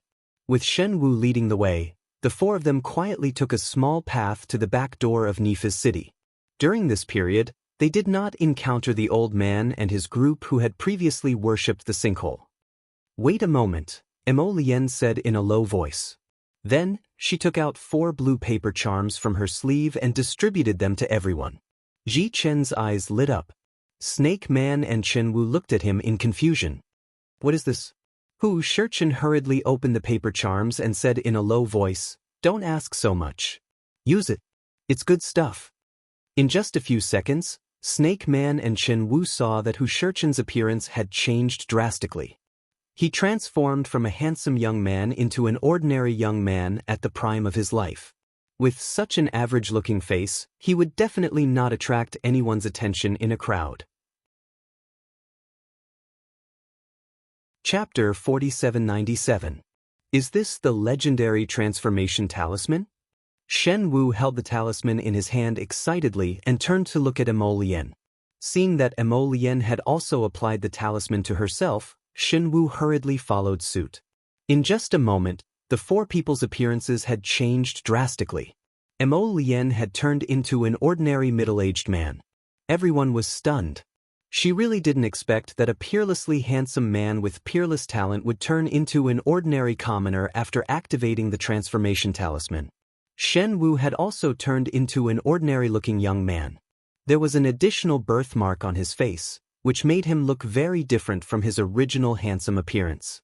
The worst one was probably the human snake. He simply could not believe it. He looked down at his bare body and fixed his gaze on that pair of small hands. The clothes that Shenwu had offered were now all piled up at his feet. He crawled out from the pile of clothes. His small body was about the size of a 5 or 6-year-old child. His black eyes were filled with embarrassment and indignation. He glared at Emolien and shouted angrily, What is going on? Don't shout. Hu Shurchen hurriedly covered his mouth, a mischievous smile flashing across her eyes. Why do you always like to be naked? Hu Shurchen coughed lightly and rummaged through her inner world. She took out a piece of girl's clothing and threw it to him. Make do with this. Isn't this a girl's clothing? The human snake was even more furious. His shouts were still suppressed by Hu Shurchen's palm. Why are you shouting? Aren't we just making do with it for a while? When we enter the city and see a tailor shop, I'll buy you another one that fits you. Shenwu, brothers, this is the city of sin, where resources are scarce. There are no tailor shops, jewelry shops and the like, which are available in big cities. Here. The human snake glared at them angrily. I'm not wearing it. Then you can be naked, Mo Lien said expressionlessly. As long as you're not afraid of being ugly, your father is also not afraid of being embarrassed. The human snake? This fellow's little face instantly flushed red. He pointed his little finger at Mo Lien and trembled. This guy actually dared to take advantage of this old man and claim to be his father? Mo Lien was still expressionless. She reached out and lifted the little body of the snake man. In order to prevent others from spying on you, from now on, your identity is my son. They are your uncles. Ma Shurchen held back her laughter and finally swallowed it back into her stomach. The corner of Shen Wu's mouth twitched. Seeing Snake Man's sullen and angry glare, he waved his hand repeatedly. You flatter me, you don't have to call me uncle. Be careful when an outsider comes to investigate. Shichen thought, Shen Wu, this child. He's been corrupted by Prince Mo so quickly. Mo Lien said coldly, get used to your status. Call me father. Chu. Arbor rubbed his little nose and put down the medical book in his hand. He subconsciously stroked his little belly and muttered to himself, if Jojo's Lotus knew that he was going to be a father, I wonder how happy he would be. A few poison-tailed butterflies fluttered in through the window and landed in the palm of her hand. Still can't find it? Arbor sighed and raised a hand to stroke the butterfly's wings. But it was true. This place was vast and boundless. It was indeed very difficult for these poison-tailed butterflies that she kept in the storage talisman to find little Taisui. It was her fault for not being able to open the star domain. If she had more poison-tailed butterflies, she could track little Taisui in all directions. Chapter 4798. That day, after she and the little Taisui were blasted away by the sea's explosion, she was picked up by eldest Qin, but the little Taisui was nowhere to be found. Although she didn't say anything, she secretly released the poison-tailed butterflies to search for it. Some things didn't need to be done by others, especially those from the Qin estate. Arbor didn't want to owe any of them a favor. Xiaomu sighed. Although she was anxious, there was nothing she could do for the time being. Her divine sense wasn't stable, so she couldn't open her star domain. Even if she was anxious, she couldn't rush it. Hopefully, the soul-calming pill she took every day could help her recover as soon as possible. Laughter came from outside the door. Arbor was so noisy that she could only put down the medical book in her hand and put it away in her storage talisman. Who's making so much noise over there? A maidservant immediately walked over and bowed respectfully. Today's weather is good. Miss, do you want to take a walk on the deck? Miss Yang, Sister Ping, and the others are fishing on the deck. Arbor expressionlessly said, oh. As soon as she heard that moron Yang Fengyan was making a fuss on the deck with a few other women, she didn't want to go anywhere. She just wanted to lie down in the cabin for a while. However, Yang Fengyan and the other women were too noisy. It was impossible for her to fall asleep. After lying on the bed for a while, Arbor was about to fall asleep in a daze when she heard a light knock on the door. The maidservant went to open the door and cautiously said, Miss is asleep. The one who came to knock was an old mama. Hearing this, she was startled. It's almost evening. Miss hasn't woken up from her afternoon nap? What's the matter? Arbor's cold voice sounded. It was like jade beads rolling into a jade plate. The crisp tinkling sound made people's hearts tremble. The mama didn't dare to be impudent. She hurriedly said, Miss Biao and Miss Ping invite you to the deck to get some fresh air. Arbor couldn't help but sneer in her heart. They're here to cause trouble again. It seems they really want to die. Lord Jojo had never been someone who was afraid of trouble. Just like the divine flower of the snow domain, if someone came to provoke her again and again, then don't blame her for directly crushing them to death. After washing up, a certain person chose a bright red battle suit and went out valiantly. He had made a lot of unique battle suits a while ago. The skirt was embroidered with black lotus flowers, and there were 2 small golden beads on the sleeves. The little stoic expressionlessly walked to the deck. A woman with a voluptuous figure walked up to her and gave her a hypocritical smile. She called out softly, "Crown Princess, you're finally willing to come out for a walk." Arbor gave her a significant look. The woman felt as if she was being stared at by something, and all the hair on her body stood on end. Why did it feel so strange? He felt that the Crown Princess at this moment was inexplicably very dangerous. Arbor's slightly cold eyes looked at the woman beside the railing not far away. Yang Fengyan and the 2 little maidservants beside her had their backs to him. Sure enough, Yang Fengyan was holding a fishing rod, and the 2 maidservants were giggling and jumping next to her. They said repeatedly, "Miss, you're so amazing. You've already caught your 3rd fish. Crown Princess, there's another fishing rod over there. Do you want to try it?" Ping asked with a grin. Not interested. The little Crown Princess directly rejected Ping expressionlessly, causing the latter's belly full of words to abruptly stop. Chapter 4799. This feeling was truly terrible. It was as if a fist landed on a ball of cotton. She couldn't find a place to exert force even if she wanted to. The little Crown Princess's lukewarm attitude made Miss Ping feel awkward, and she inexplicably found it difficult to continue the conversation. If Miss Ping interacted with the little stoic for a long time, she would certainly understand that this was the little Crown Princess's unique ability to kill conversations.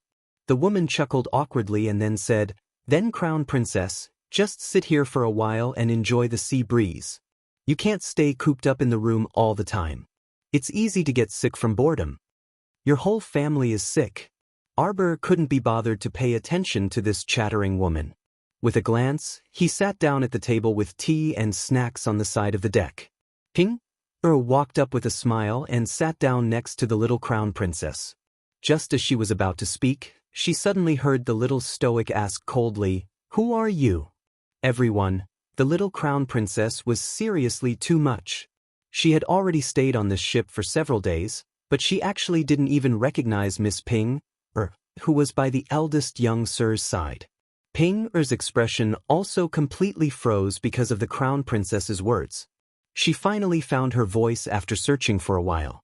Miss Ping-er smiled even more awkwardly and said, "Crown Princess, you're a noble person with a forgetful memory.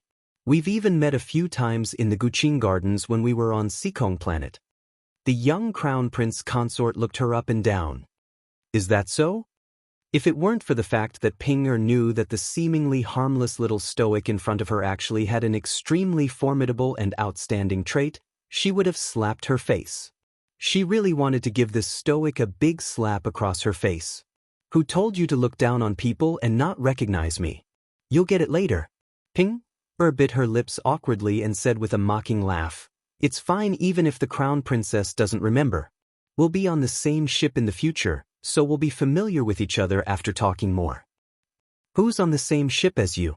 The little stoic harumphed and turned her head around, her gaze landing on Yang Fengyan's back. "You guys didn't invite me to sit on the deck because there's a big show for me to watch later, right?" Ping-er's heart skipped a beat, but she steadied her expression and didn't reveal any clues in front of the little stoic. She believed that she and Yang Fengyan had a tacit understanding of each other, so it was impossible for them to be exposed.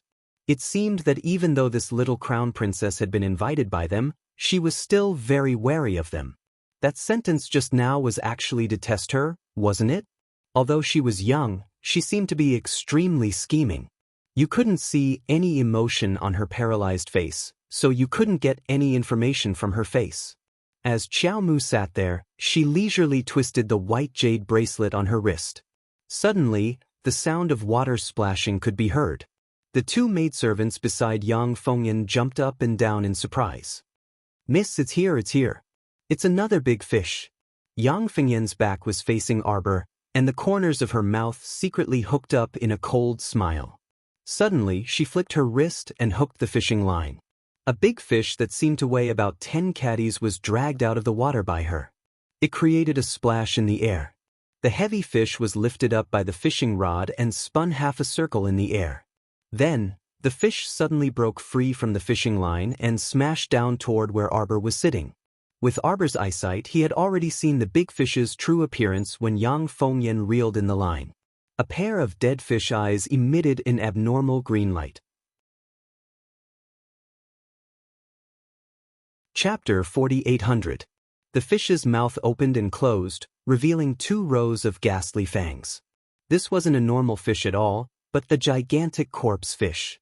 A cold glint flashed through Arbor's eyes, and he glanced at the gigantic corpse fish pouncing at him.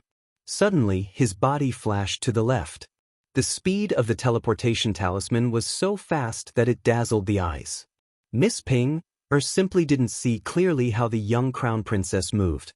When she turned her head back, the crown princess was already standing at the cabin door. At the same time, that gigantic corpse fish landed next to her feet with a plop, opening its mouth to reveal 2 rows of saw-like fangs. Crunch! The big corpse fish bit the leg of the stool and immediately bit it into 2.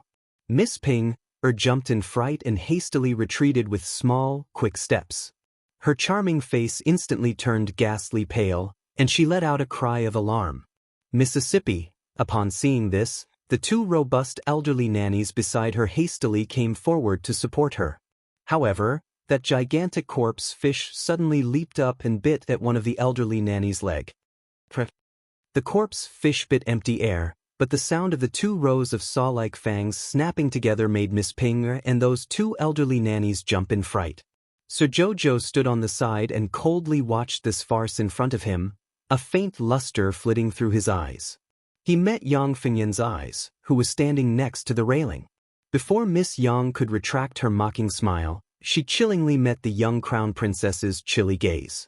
She jumped in fright and hastily retreated a step. Her back bumped into the railing heavily. In this instant, she felt that the little stoic's gaze was incomparably deep and carried a chilling glint that made people tremble with fear. It made her heart pound like a drum, and her entire heart was suspended high up in the air, swaying up and down in a perturbed state. This feeling was truly ominous. Yang Fengyan muttered in her heart and was about to quickly leave the deck. However, she heard the sound of splashing water again behind her. Yang Fengyan looked back and saw a big carcass fish with half-rotten scales and bubbling mouth jumping up from the water. It jumped to the side of the railing and opened its mouth to bite her arm. Ah! The 2 little girls were so scared that they slipped and fell to the ground, dragging Yang Fengyan down with them. Yang Fengyan groaned and fell heavily to the ground. She was caught off guard and fell on her back. It was ugly and painful, and a trace of panic flashed in her eyes. She sat up as fast as she could and saw 2 big corpse fishes on the deck, one on the left and one on the right. They swam quickly on the deck and pounced on her, revealing their eerie white teeth. Yang Fengyan hurriedly twisted the defensive spiritual artifact between her fingers. A shield instantly formed in front of her chest and back. At the same time, one of the big corpse fish had already bitten her back and was sent flying by the shield. Yang Fengyan was scared witless, and her entire face was ghastly pale. She scrambled and crawled towards Miss Ping and the others. Ping was also almost scared silly. If it weren't for the nanny beside her fiercely pulling her, she would still be standing there foolishly. "Let's go," Miss Ping quickly returned to the cabin. Seeing that there were no less than 7 to 8 big corpse fishes that were over 1 meter long jumping up one after another, the old nanny knew that the situation had changed and was somewhat out of control. She hastily protected Miss Ping and ran towards the cabin first. Arbor looked at this scene with a spurious smile and turned to leave. Chapter 4801. She then heard Yang Fengyan shout in exasperation behind her, "Stop right there! Is this your doing? Your methods are truly ruthless. Everything was fine before you came to the deck, But now, so many corpse fish suddenly jumped up. But the two maidservants only knew some flowery martial arts, so they were already panicking when they saw a dozen large corpse fish jump up at once.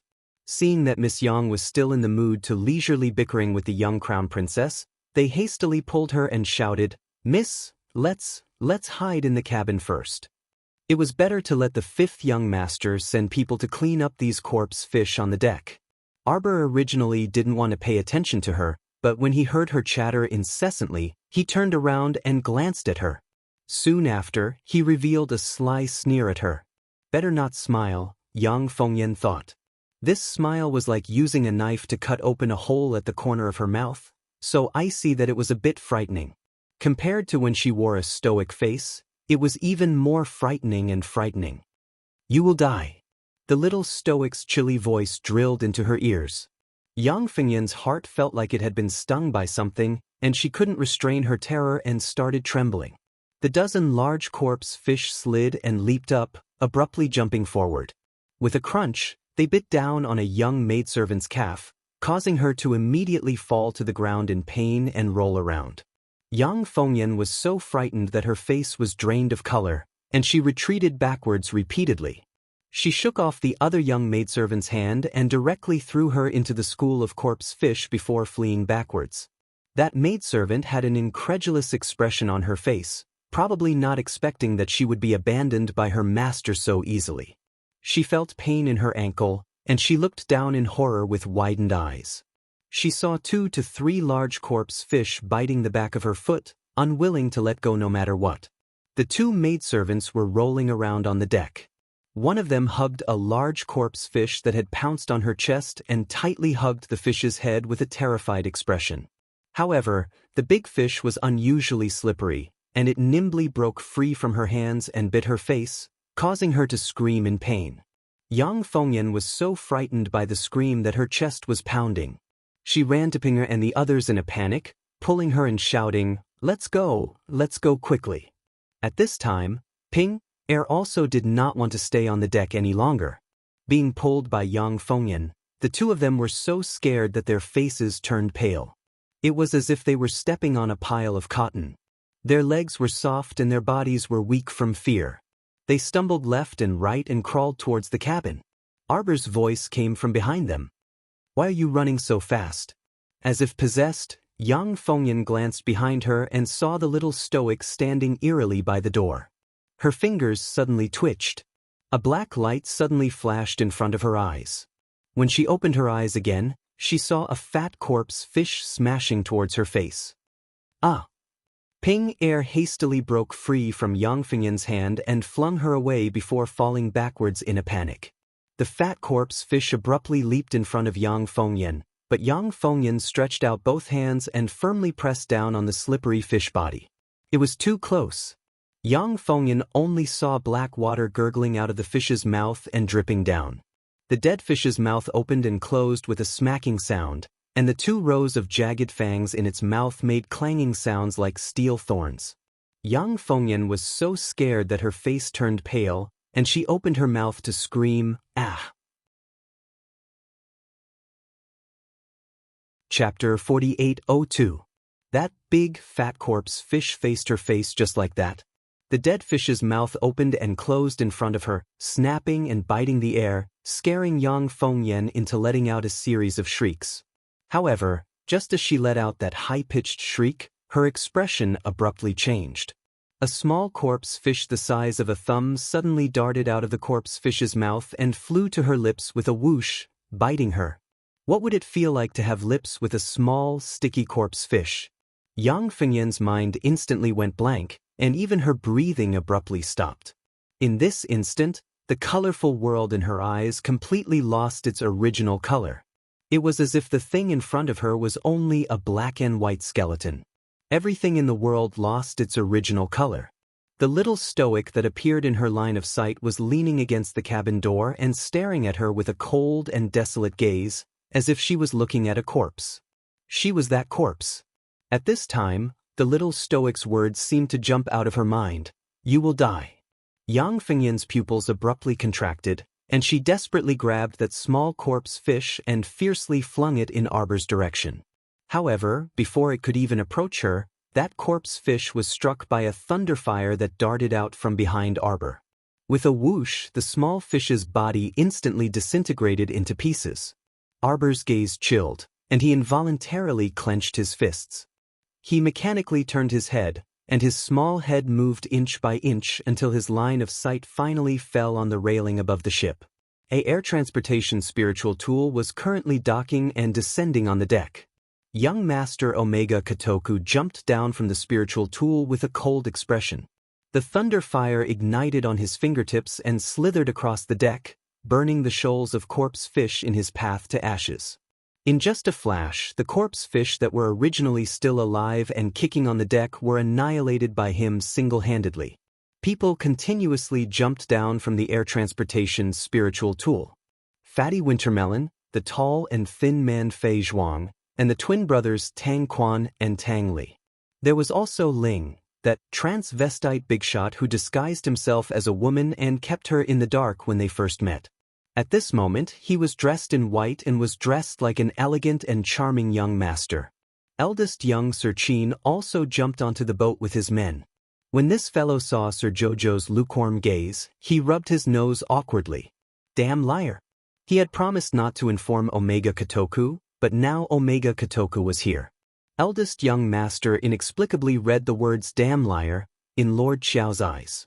A thought flashed through his mind, so he hurriedly shook his head and answered honestly, I swear, I really didn't inform second brother. When I went out to sea, I just happened to meet him. Eldest young Master Qin wanted to cry but had no tears. He thought to himself, the affairs of the world are impermanent. But judging from the little stoic's disdainful expression, she clearly didn't quite believe him.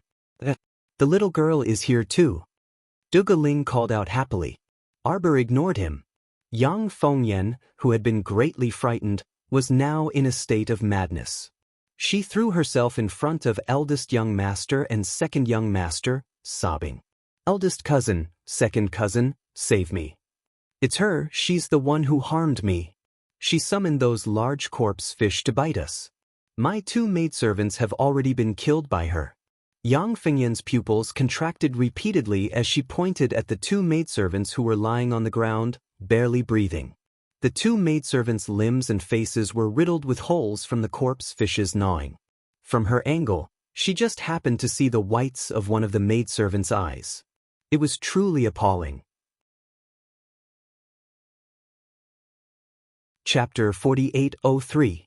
Yang Fengyan threw herself in front of the two young masters of the Qin estate and wailed, It's Arbor who harmed me. She was the one who attracted all these zombie fish. Kill her. Arbor couldn't be bothered to waste words with Yang Fengyan and directly issued an order. A white light suddenly shot out from his wrist, and the little white snake transformed into a giant snake in the air. It swooped down and whipped at Yang Fengyan's body. Don't whip her. She's about to turn into a zombie. Arbor knitted his brows and hastily reminded, Don't touch her, she stinks too much. The great void serpent's enormous body abruptly froze in midair, and then it whipped its tail at the railing next to it. Half of the railing leaped up and viciously smashed at Yang Fengyan's head. Yang Fengyan immediately shrieked in horror and scrambled to crawl behind eldest young Sir Qin. However, before she could crawl behind eldest young Sir Qin, that half of the railing struck her head. That heavy and ferocious blow immediately smashed her to the ground. She fell forward onto the deck and spat out a mouthful of blood. The great void serpent retracted its enormous body and hissed at her, spitting out a dense black mist from its mouth. Everyone watched as that black mist revolved around Yang Fengyan's body like numerous thin black snakes. Before long, that Yang Fengyan was enveloped by the black power of the netherworld. Eldest young Sir Qin opened his mouth but swallowed back the words he wanted to say. On the other hand, young Sir Omega Kotoku didn't look too shocked. He merely swept an indifferent glance at Yang Fengyan before retracting his gaze. What did she do? He understood this little stoic too well. She wouldn't slaughter people in a rage if they didn't provoke her into a corner. This Yang Fengyan must have done something that crossed the little stoic's bottom line. She wanted to kill me, Arbor said coldly and left the deck without looking back. There was no need to wait for the result. Yang Fengyan, who was enveloped by the power of the netherworld, was doomed. Who knew what disgusting medicine this Yang Fengyan used to actually gather a shoal of zombie fish over? It was called fishing, but in fact, he wanted to take advantage of the chaos to attack her. In the end, he suffered the consequences of his own actions. She didn't know if she had too much confidence in herself or underestimated Arbor. Arbor didn't come out for dinner. Instead, he casually ate some food in the cabin. When the Omega Kotoku arrived, Arbor couldn't help but frown. Even though this trip had the same goal as them, which was to head to the Pool Lotus sacred territory. But he really didn't want to be on the same side as the Qin Estates people. It looked like she had to think of a way to leave tomorrow. The little stoic reflexively stroked her belly. The dividing line of the venerable peach blossom immortal in the seabed abyss. When Duan Yu woke up with a start, the sky had already safely darkened.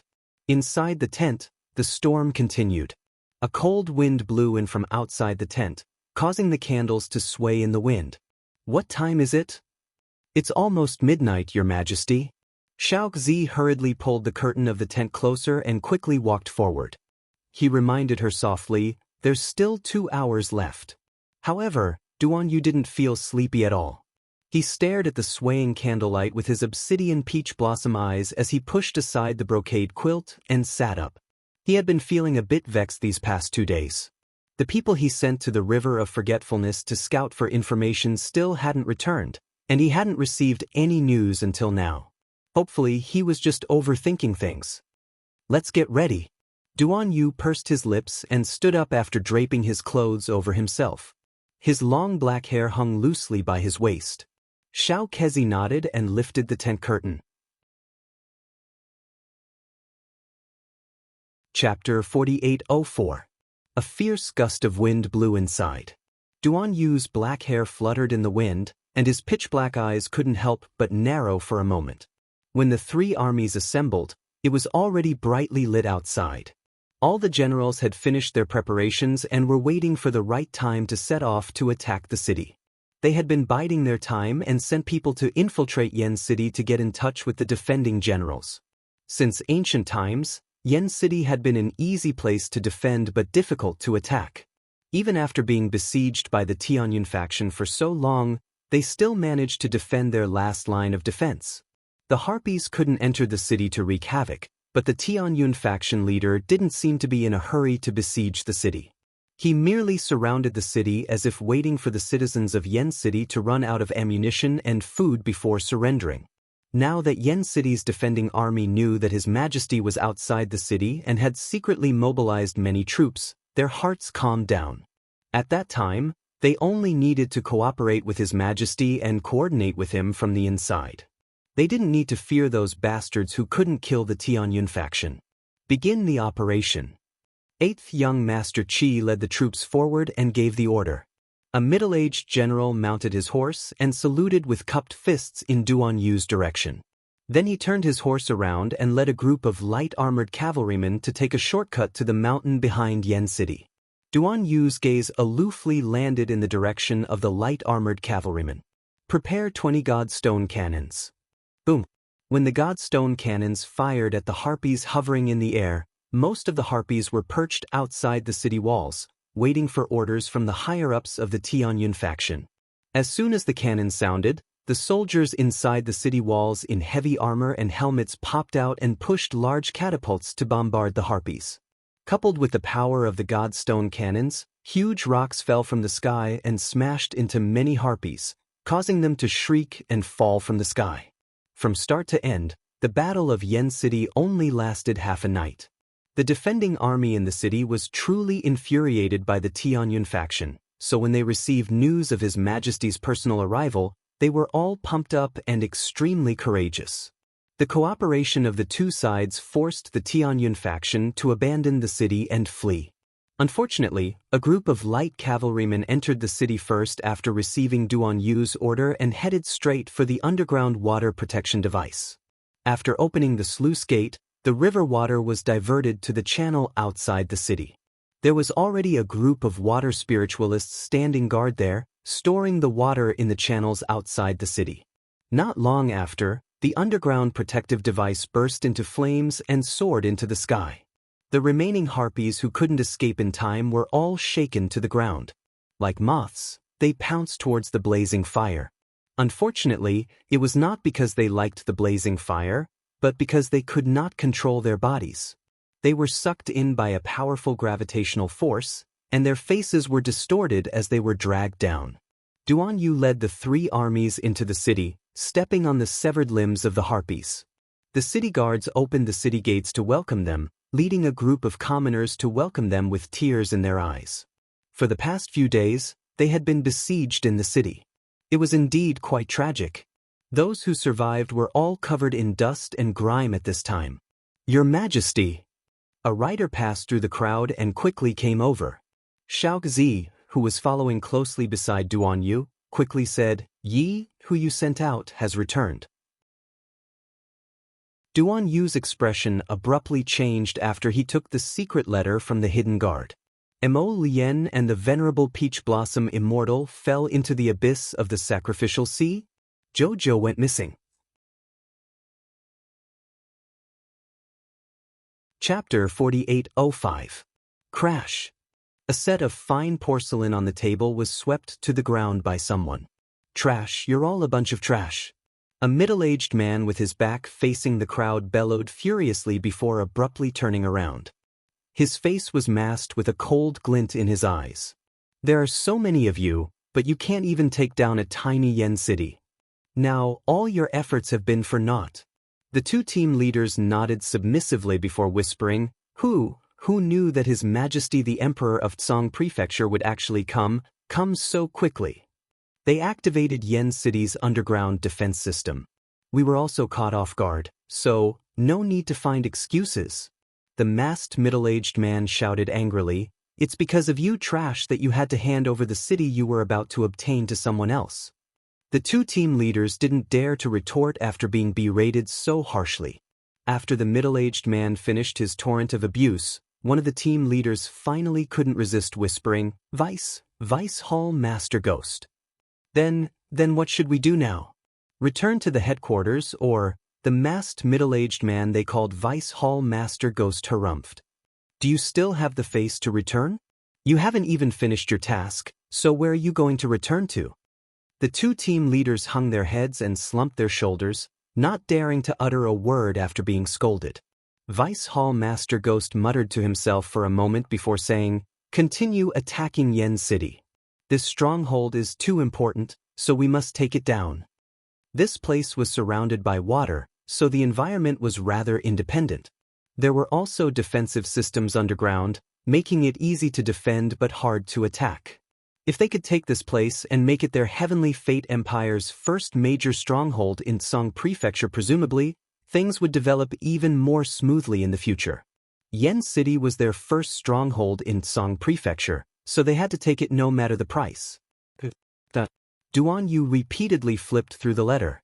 There were only a few words in the message, which only said that Mo Lien and the venerable Peach Blossom Immortal were sucked into the seabed abyss. Xiaoqiao disappeared in the river of forgetfulness's explosion. Where did the little fellow go? Duan Yu clutched the letter and paced back and forth in the room. Even though Xiao Kezi could tell that he was feeling uneasy, he did not dare to say much. He stood by the door like a log and bowed his head submissively. "Go invite General Zhou over." Duan Yu paused and turned around to order. Just as Xiao Kezi was about to leave, he heard Duan Yu call out from behind him, "Wait, invite 8th young Sir Qi over as well." Xiao Kezi hurriedly retreated. A short while later, the two of them were invited into Duan Yu house. They were currently staying in the Yen City garrison residence. The garrison lord naturally gave up the best room for His Majesty to stay in. However, even the most luxurious residence in the entire garrison manor was partially destroyed by the flames of war. Duan Yu's current location was actually the Lord Guard's study that he usually used. In the room, there was a brocade couch leaning against the window. When young Master Chirui and General Zhou strode in, they saw His Majesty sitting on the brocade couch with a dignified expression and a pensive look. Duan Yu finally returned to his senses when he heard their footsteps. He nodded at them. The Heavenly Fate Empire definitely won't take this lying down after suffering such a huge loss. Duan Yu said coldly, they will definitely gather their firepower and make a comeback tonight. You must be fully prepared. Have everyone rest for 4 hours first. Chapter 4806. Begin guarding in the middle of the night. Duan Yu's expression was aloof as he said with certainty, we are guessing that they will infiltrate Yen City before dawn and attack us wantonly. 8th young Master Chi's expression turned grave. The city's garrison is fatigued after several days of continuous battles. It's very unsuitable for them to fight again. Duan Yu coldly said, tell them what's at stake. It's their own business whether they want to live or not. We brought less than 5,000 men. If the garrison can't make up for it in time, we will undoubtedly lose tonight's battle. 8th young Master Chi's expression turned even graver when he heard this. Your Majesty means that you are guessing that the people blessed by the heavens will definitely attack Yen City again tonight? But didn't they just lose a battle? Don't they need to rest and reorganize before? 8th young Master Chi paused and met Duan Yu's starry eyes. It suddenly occurred to him that the people blessed by the heavens probably didn't need to rest. Most of them weren't living beings, so why would they need to rest? Taking advantage of the fact that Yen City's garrison was at its most fatigued and lax, it was the best time to launch a sneak attack.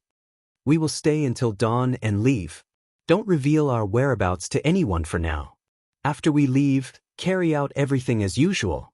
Watch over Yen City closely and don't allow any mistakes. Your Majesty is leaving Yen City?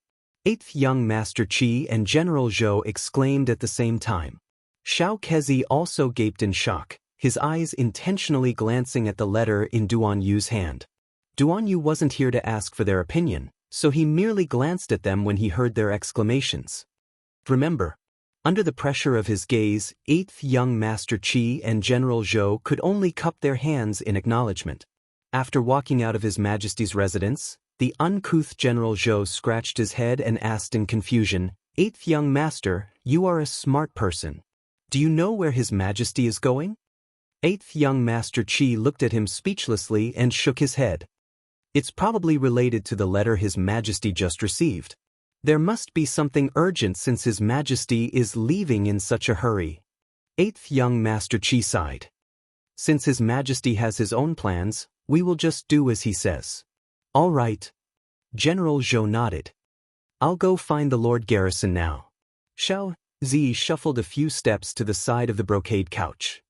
He carefully opened his mouth and said, Your Majesty wants to return to the River of Forgetfulness. Today, when His Majesty received a letter from Wang Chuan, he felt uneasy and restless. Others might not know what had happened, but how could Xiao Kezi not know? His Majesty, although he was staying in Yen City, his heart had probably already flown to the River of Forgetfulness. Xiao Kezi. Duan Yu looked at him seriously and said, half a month at the earliest and a month at the latest. If this matter is over, you can return to the capital with General Zhou and the others. At night, Vice Hall Master Ghost led a group of over 10,000 disciples of the Heavenly Fate sect. They were like a flock of black crows floating in the night sky. They looked down and saw that Yen City had already fallen into a deathly silence and darkness. Apart from the starlight, there was no light in the city. They are already sleeping. Vice Hall Master Gue smiled proudly. His eyes flickered with traces of gloominess. The humiliation he suffered at the hands of the Zhangzhou Emperor during the day could probably be repaid in one go. Chapter 4807. Vice Hall Master Gue could not conceal the excitement in his eyes as he gazed at the black and silent city below, the flames of exuberant interest dancing in his eyes. Very soon, this place would turn into a purgatory on earth. Prepare to attack. Vice Hall Master Gue growled and whispered to the harpies behind him who were lightly flapping their wings. This time, we can only succeed.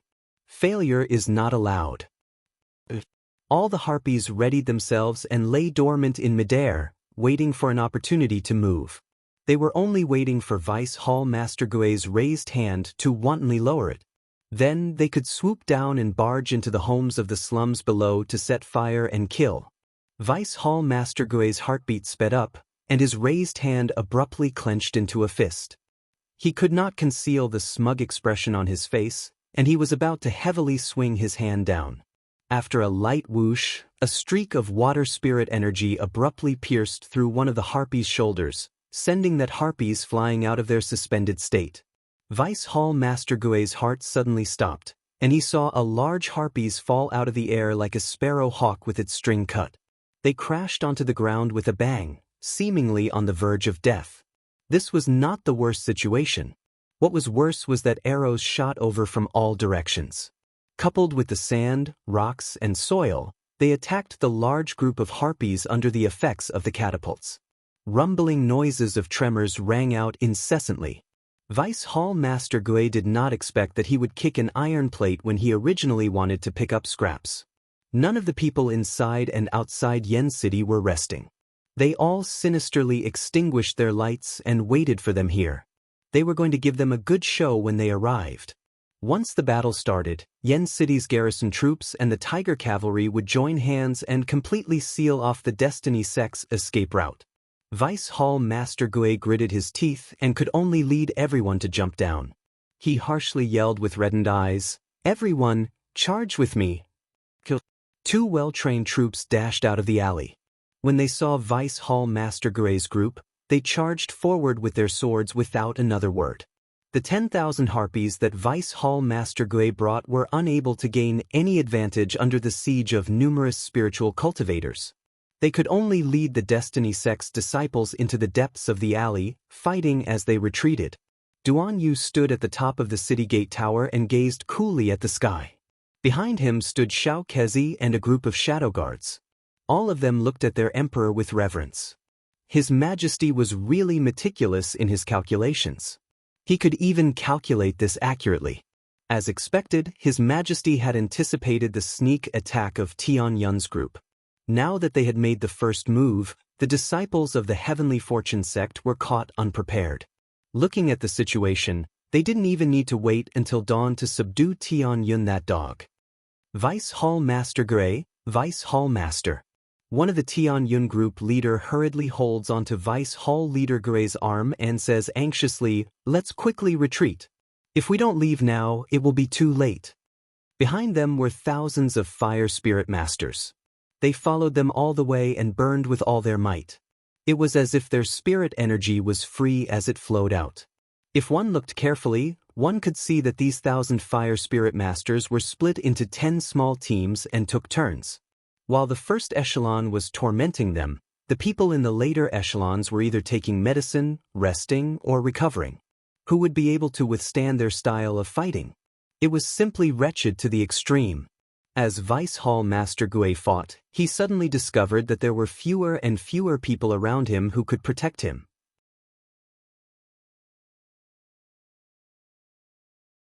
Chapter 4808. At first, there were more than 200 people fighting with him, but now, there were only 20 or so people circling around him. Not only were many of the harpies exterminated, but more than 90% of the disciples groomed by his organization were dead or injured. Ah! Vice Hall Master Gue's eyes were red as he let out a furious roar. Suddenly, a silvery white flame attacked him. If Vice Hall Master Gue hadn't dodged in time, he would have been burned to ashes. He watched as the small piece of wood that was bound by the flame was slowly being annihilated by that silver flame. For some reason, Vice Hall Master Gue's body inexplicably shuddered, and a sense of impending disaster descended in his heart. He looked up and saw a person standing across from him. He was naturally handsome and elegant. On that heavenly face, a pair of eyes seemed to be painted, revealing a few traces of cold light. Just like that, she silently looked at him. His gaze was too frightening, causing a trace of panic to rise in Vice Hall Master Gue's heart. Naturally, he recognized this man. After that Song Prefecture's emperor rushed to Yen City, the person who turned the tide and reversed the situation was him. If he hadn't hurried over to intervene, Yen City would have been taken down long ago. Despicable little brat. A dark and cold glint flashed through Vice Hall Master Gue's eyes, and his fingers twitched as he stealthily took out a flying spirit dagger from his inner world. Die! This Vice Hall Master harshly shouted and controlled the flying dagger in his hand to swiftly slash at Duan Yu's neck without another word. This time, he had the intention of slicing open Duan Yu's neck and causing him to spurt blood on the spot. Several cold glints flitted through Duan Yu's peach blossom eyes, and he raised his hand to release a silvery white flame that tightly encircled the rapidly thrusting dagger. Vice Hall Master Gui discovered that the flame that Song Prefecture's emperor released was like a obedient and mischievous little fish that tightly wound around his dagger, preventing it from advancing even half a step. He had a bad feeling in his heart. He turned around and didn't care about the others, fleeing with a whoosh. His speed was so fast that he had probably exerted all the strength he was born with. Unfortunately, even though he fled quickly, that Song Prefecture's emperor was even faster. In the blink of an eye, Duan Yu expressionlessly blocked his path. "Since you're here, stay," Duan Yu coldly stated. He raised his hand slightly and pulled out a silvery white longsword that was 3 feet long from a circle of flames revolving around his fingers. The flames burned fiercely and surrounded the silver-white longsword. In an instant, it was as if a layer of mithril had covered the silver longsword, causing it to emit a resplendent light. Ghost Vice Hall Master had seen a lot of things, but he had never seen a silver-white flame that was so brilliant that it was almost dazzling. When the flame landed on his body, Ghost Vice Hall Master did not feel any pain at first. It didn't seem to feel any burning pain.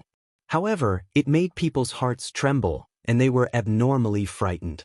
His hand was enveloped by the silver flames from the Demon Empyrean sword, followed by his arm, then his shoulder, head, and finally his entire body. He didn't feel any burning pain, but he was extremely flustered. It was as if he could smell the scent of death at this moment. No, Ghost Vice Hall Master danced in the circle of silver-white flames. In the eyes of the other Heavenly Fate disciples, their Vice Hall Master's current appearance was simply a bit comical and laughable. His entire body was encircled by the silver-white flames, and he was hopping and jumping there, howling on the verge of tears. Chapter 4809. Duan Yu coldly observed this Vice Hall Master Ghost from the Providence Empire with a sneer on his lips. Disciples of the Providence Empire truly indulged in the wildest fantasies. They even wanted to occupy the entire Yen city and make it their stronghold. Where did they get the guts to act so rashly? Did they think that they didn't need to restrain themselves anymore because they were getting more powerful? Vice Hall Master Ghost had nowhere to hide as he was enveloped by the silvery white flames. These flames followed him like a shadow and burned silently. The silvery white light grew brighter and brighter. It completely lit up the night in this area. Vice Hall Master Ghost was like an exploding firework as his entire body emitted a powerful silvery white light. The disciples of the Providence Empire all gaped in fright and retreated several steps in unison. Just like that, the Vice Hall Master in front of them exploded into pieces right in front of them. Like fireworks, the pieces flew everywhere and then completely disappeared. The disciples of the Providence Empire couldn't regain their senses for a long time. A moment later, they scattered like birds and beasts while shrieking in terror. Seeing them scampering away like stray dogs, Duan Yu's lightning-like eyes flickered, and he icily spat out a few words. "Obliterate them all. Leave none alive." At night, Miss Ping was startled awake by a nightmare. She hastily sat up and clutched the thin blanket as she panted heavily. In the dream just now, Yang Fengyan's face, which was shrouded in black mist, looked especially terrifying. She was startled awake by this nightmare, and her heart pounded heavily. Seeing that the sky was gradually brightening, Ping couldn't resist wanting to go out for a breather. She threw on a coat and hastily put on her clothes before opening the cabin door. However, she had just stepped out of the door when she saw an extremely fast and slender shadow flash across the ship's corridor. Ping hesitated for a moment before she couldn't resist quickening her steps and following after while holding her breath. Just now, she seemed to have caught a glimpse of Miss Chiao flashing past. Miss Chiao left the cabin so early? Ping suppressed a trace of suspicion in her eyes as she stealthily followed. Sure enough, she saw Arbor's figure. This was the aft of the ship's cabin. What was she doing here? Ping, stuck to the side of the ship's wall, not daring to even breathe loudly. However, no matter how well she hid herself, she was still a person with an extremely low cultivation level. In truth, Arbor had already sensed Miss Ping the moment she walked out of the cabin door, but he was too lazy to pay attention to her. At this moment, seeing her hiding on the side of the ship, looking like she was spying on them, Arbor turned his head and cast a glance in her direction. His voice was indifferent as he said, "Since you're here, come over and say a few words." Ping jumped in fright, but she couldn't hide for even a moment. She knew that she couldn't escape, so she walked out from the corner and stood in front of Xiao Mu while trembling. She forced a smile at Arbor. "Crown Princess, why are you out so early?" The young Crown Princess glanced at Miss Ping expressionlessly.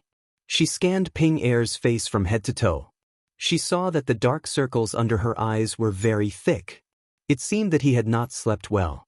The corners of his lips could not help but curl up slightly as a trace of mockery flashed across his eyes. "What? Did you dream that young Fengyan came to take your life last night? That's why you didn't sleep well?" Ping jumped in fright and hurriedly took a step back. "Crown Princess, what are you saying?" Her voice was as weak as a mosquito's. "Why would I dream of Miss Yang? How could I? Chapter 48:10. Let's not resort to insinuations in front of honest people, so don't pretend in front of me. Arbor impatiently waved her hand.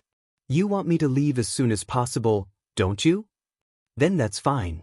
Get me a small boat, and I can leave immediately." Miss Ping's small face instantly became stiff and pale. She repeatedly shook her head and said, "Crown Princess, how can you sneak away like this? Our eldest young master saved you. No matter what, you should have said goodbye to eldest young master before leaving." Arbor impatiently rolled her eyes. "Are you going to give me the boat or not? I already said stop pretending. Do you think I don't know? Yang Fengyan's brain, stupid. She's just someone who can be instigated. You were the one who instigated her to make trouble for me before. Yesterday's fishing incident was most likely also instigated by you. You're so kind, using an idiot to amuse me all day. Alright, hurry up and give me the boat. I'll leave immediately." Miss Ping's face was filled with fear and confusion. She vigilantly swept a glance over Arbor and immediately retreated a few steps, putting some distance between them. Seeing this, Arbor slowly approached. Her pitch-black eyes were filled with a trace of mockery. "Don't worry, I won't make trouble for you for now." Arbor coldly swept a glance over her. Miss Ping's lips trembled, but in the end, she was unable to ask the question at the bottom of her heart. Arbor knew what she wanted to ask. She wanted to ask why she still wanted to make an example out of Yang Fengyan even though she already knew that she wasn't the mastermind.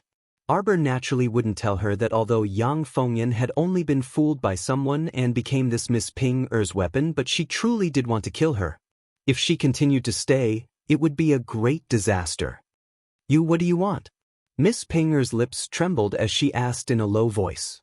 If the eldest young master knew that she was the mastermind behind the assassination of the young crown princess, he definitely wouldn't let her off so easily. Miss Ping felt a trace of eerie coldness from the bottom of her heart, and her body couldn't help but tremble. "I already said I want a boat. Come with me." Ping bit her lip hard and took out a sealing ball from her sleeve. She seemed to have made up her mind to bring the little crown princess to the stern of the ship.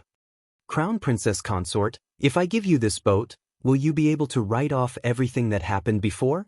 Arbor looked at her deeply. Just as he was about to speak, he heard a giggling voice behind them. "How can that be?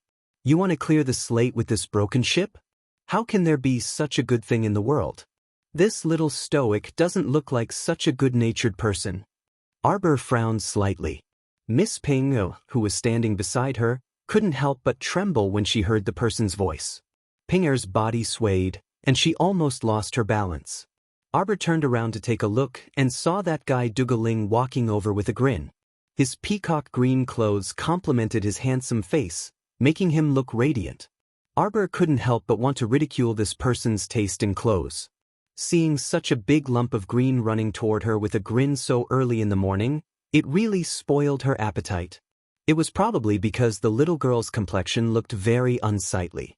Dugu Ling stopped and lowered his head to look at his sleeve. He even sniffed it considerately. There didn't seem to be anything wrong with his body.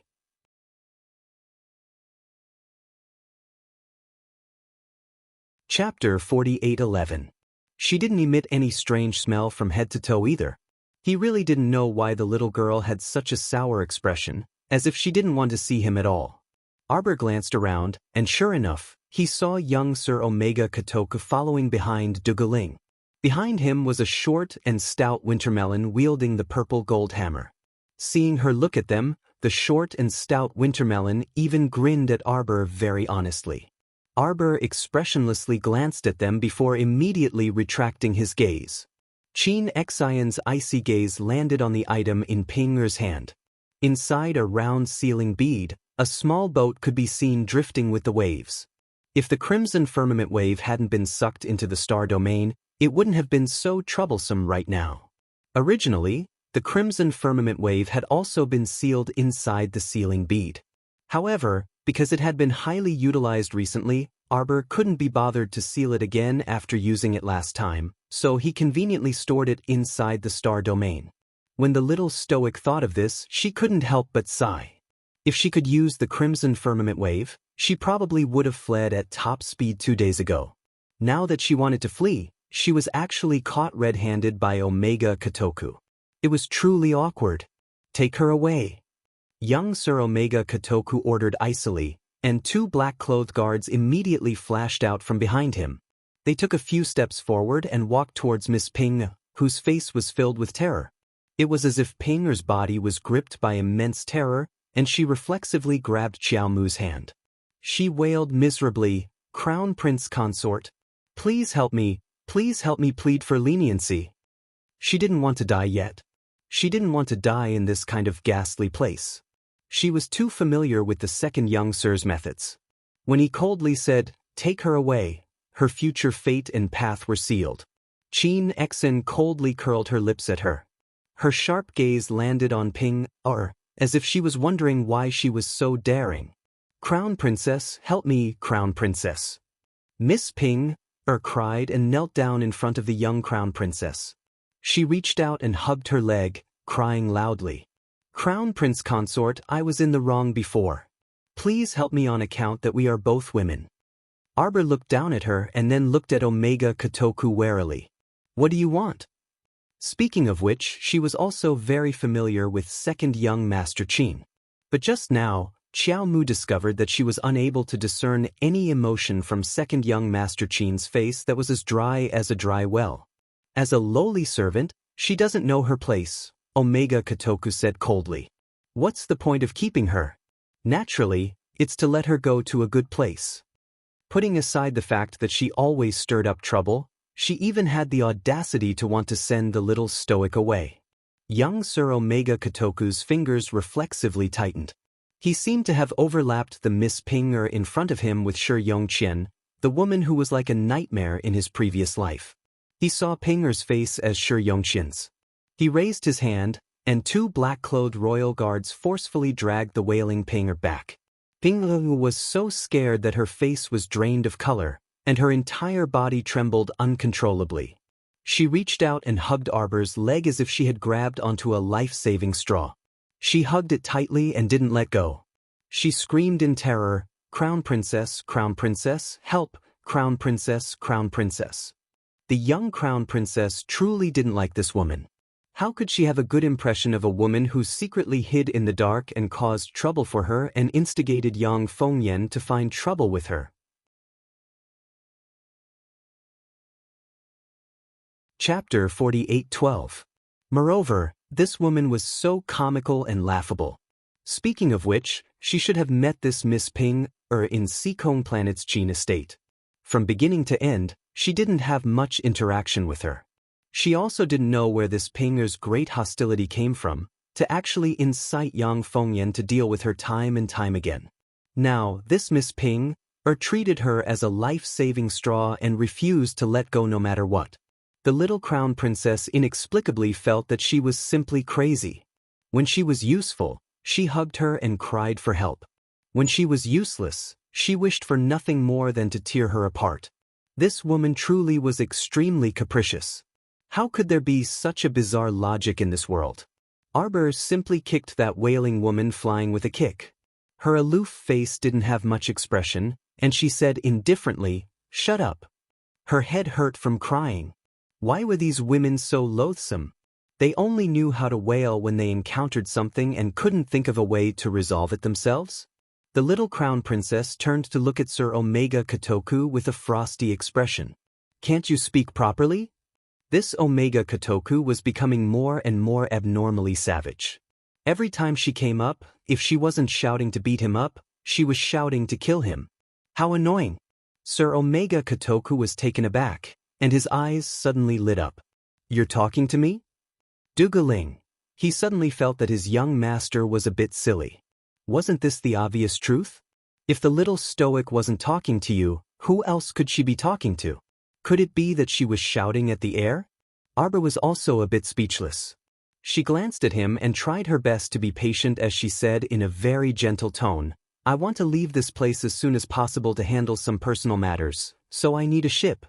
Sir Omega Kotoku hastily persuaded, "I heard from elder brother that you were injured. Your divine sense isn't stable yet, so you shouldn't go out to do things.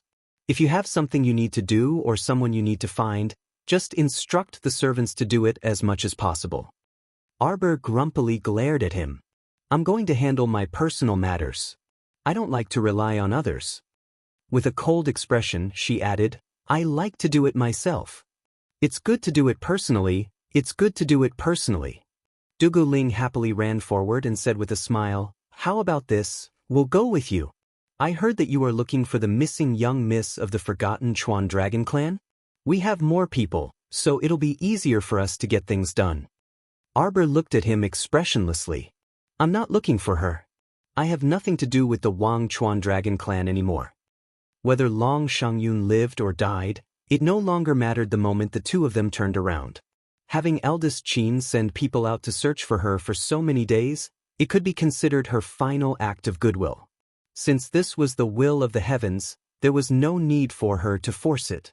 After all, the most important thing for her now was to wait for Jojo's lotus and find the whereabouts of the little Tai Sui. As for the others, Jojo was exhausted. She couldn't care less anymore. Dugaling blinked. "Then do you sell beautifying pills?" "Arbor?" Sir Omega Kotoku, what was going on? Weren't they seriously discussing matters earlier? Why did this Dugaling suddenly bring up the beautifying pill? "Ever since I tried the beautifying pill for 3 days, I've been wanting to buy a permanent one from you." Dugaling's eyes gleamed as he stared at her. "Can I?" The little stoic pursed her lips and glanced at him coolly. "I can, but I'm afraid you won't be able to afford the price." Chapter 48:13. Dugaling's mouth twitched and he hurriedly said, "Didn't we agree on it back then? After 3 days of trial, we'll buy permanent beautifying pills for 2 million per pill." That was the price back then. Arbor coldly glanced at him. "The price has increased now." Dugaling's mouth twitched and he carefully asked, "Xiao Qiao, how much is it now?" 10 million per pill. "Damn, why don't you go rob a bank?" Dugaling was dumbfounded, and he couldn't say anything. Instead, the short wintermelon holding the purple gold hammer couldn't help but shout. Arbor expressionlessly glanced at them. "It's the market price. Now, the entire capital knows that Jojo's beautifying pills are of good quality and quantity. 1 pill is guaranteed for 100 years. So many people are fighting to buy it, and the price has already risen to 8 million. Dugaling, then why do I have to add another 2 million? The little crown princess glanced at him and said impatiently, "I only sell 2 beautifying pills every month. It's up to you whether you want it or not. What's wrong with giving you a back door and adding 2 million as a threshold fee? You're getting a bargain." Dugaling, "Yes, yes." This fellow nodded repeatedly, and he hurriedly took out money from his pocket with a grin. I have 20 million here. Give me 2. Arbor's face was expressionless as she reached out to take the spirit coin card that he offered. She nodded, took out a porcelain bottle and tossed it to him. 1 pill can beautify for a long time. Dugu Ling cheerfully nodded. I still have at least 200 years to go. I think I can live for a long time. To prevent you from raising the price 100 years later, he'd better buy 1 more beforehand. Arbor glanced at him and nodded. You're smart. Dugu Ling, so you're really planning to raise the price 100 years later. Alright, I've chatted with you guys for too long. Arbor turned around and walked to the deck. Omega Kotoku's figure flashed, and he was already beside her. Your body hasn't recovered yet. Don't mess around. Arbor dodged his hand and glared at him. You're still saying you're not putting me under house arrest? Of course not. Eldest young Master Qin's voice entered everyone's ears. When Xiaomu looked back, she saw Qin Xian, this guy, directing people to carry something over. Arbor looked at the stretcher. When they got closer, they could see clearly that there was a person lying on the stretcher, wrapped in bandages from head to toe. The little fellow's expression did not change at all, but his heart was beating wildly. Don't be nervous, Jojo. Eldest young Sir Qin glanced at her with a smile. It's not Long Shangyun. Who's nervous? The little stoic stubbornly defended herself. Who's this? You know him, eldest young Master Qin said with a smile. That Prophet Tuesday. This is probably what it means to plant flowers but not bloom, but to plant a willow unintentionally, the willow grows. Eldest young Master Qin said briskly, Look, we couldn't find Long Shangyun after so long, but we found this Prophet too instead. What do I need to find her for? Arbor asked coldly, his gaze sweeping over that bandage without any warmth. Prophet 2 probably heard her voice, and his entire body struggled a few times in agitation. However, his injuries were too severe, and his entire body was wrapped in bandages. Blood seeped out from between the bandages when he moved slightly. Arbor curled his lips mockingly and sneered, Prophet. Have you ever divined that your future self would become like this? Chapter 48:14. Tu Xianji seemed to be very agitated and kept trying to straighten her body. However, her entire body was wrapped in those white bandages until she resembled a salted fish. She couldn't even turn around, let alone sit up. This was simply wishful thinking. Arbor truly didn't expect that eldest young Sir Qin would even find Tu Xianji. Since the sun had just risen, in other words, this prophet should have been found last night? What did you interrogate her about? The little stoic looked up and stared sharply at Qin Xian. The latter smiled helplessly at her. Why is a child so smart? Seeing that she was about to turn hostile, the eldest young Sir hastily said, I didn't interrogate her about anything. I just wanted to know the whereabouts of the 5 keys. Without waiting for the little girl to frown and ask, eldest young Sir Qin answered obediently, the Pond Lotus Sacred Realm is guarded by the River of Forgetfulness's 5 patrician families. Each patrician family holds a key, and only with these 5 keys can the passage leading to the depths of the Pond Lotus Sacred Realm be opened. Long Huan said before that the Pond Lotus Sacred Realm automatically sealed itself off a year ago. Even if you obtain these so-called keys and open the passage, you won't be able to enter the Pond Lotus Sacred Realm's entrance. Qin Xian shrugged with a smile. Let's try. How will we know if we don't try? A faint glint flickered in the depths of his pitch-black eyes. Arbor stood by the railing at the stern of the ship. Looking from this direction, she only felt that his pitch-black eyes were bottomless. Thump, thump, thump. Tu Xianji agitatedly knocked on the wooden stretcher. Under eldest young Sir Qin's signal with his eyes, 2 servants reached out to help Tu Xianji up from the stretcher. Arbor reluctantly glanced at her and clearly saw her current appearance. Her entire face was buried under the bandages, and she was currently glaring fixedly at her with a pair of cold and venomous eyes. An extremely feeble voice came out of her mouth. Arbor carefully discerned that this old woman, Tu Xianji, seemed to be calling her Mu Qiao. Hence, her eyes icily gazed over, and her aura also turned chilly. Tu Xianji arched his back as if he wanted to say something to her. The sound of something breaking rang in Arbor's ears. It took her a long time to piece together some useful information from the few words that she had said. Prophet Tu was probably saying, Shui Yuan's prediction was good. The forgotten river dragon clan that had lost the 10,000-year-old mermaid pearl would eventually be drowned in the torrent of history as time passed. Without the shark pearl, the forgotten river dragon clan had perished.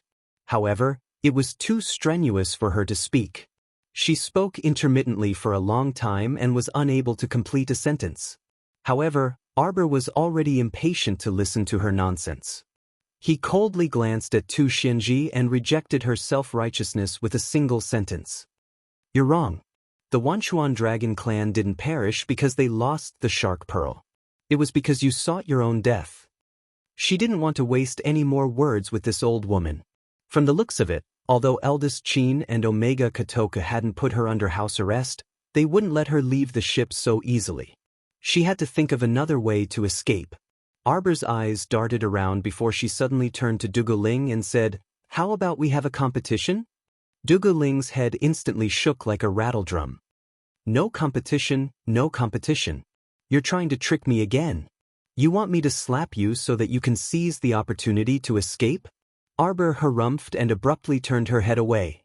She naturally wanted to find a ship to leave so that she could wait for Jojo's lotus at the bottom of the sea. Chapter 48:15. Otherwise, she could just enter the water and leave. With her speed in the water, even if the entire boat sped up, it probably wouldn't be able to keep up with her. However, they had the advantage in numbers right now while she was alone. She only had Ming Ming by her side, so it was best to be careful. After all, she still had to stay in the sea of forgetfulness for a while. Even if she ran away now, she still had to guard the entrance to the undersea abyss. As long as eldest Qin and the rest followed this direction, it was useless to run. They could still find her. It was best not to fall out with them for the time being. The little fellow's eyes turned, and she turned around to yawn. Time to sleep. She suddenly stopped in her tracks and looked around in confusion. Where was that Miss Ping Air who was sobbing just now? She didn't even notice when she was dragged down. Thump, thump, thump. Tu Xianji knocked hard on the wooden stretcher beneath him, his old eyes revealing a furious glint. Mu Qiao. Tu Xianji's lips trembled under the bandages, and he spat out a sentence with great difficulty. En shouldn't T take you back to forgetfulness.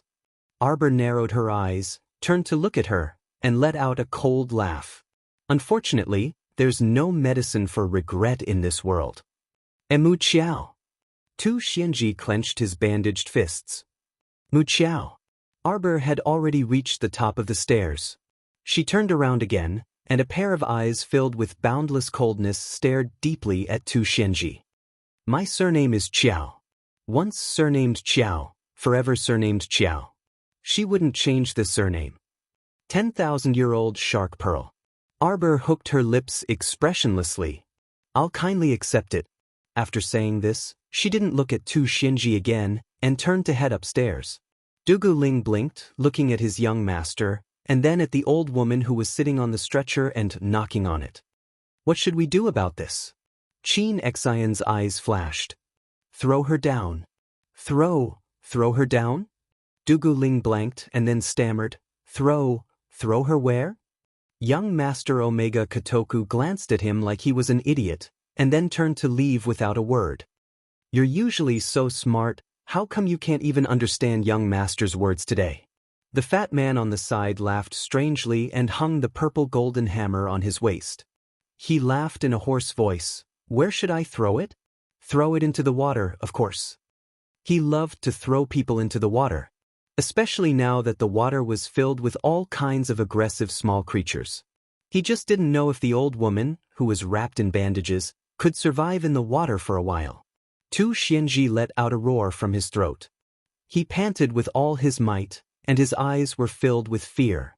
Clearly, Tu Xianji had heard their conversation clearly. She watched helplessly as two servants lifted her up on the stretcher and strode towards the railing. Tu Xianji's eyes finally revealed a trace of fear. She knew how to calculate and was proficient in all kinds of fortune-telling techniques. However, he really did not predict that he would lose his life in this vast and boundless sea of forgetfulness today. With a splash, the water splashed.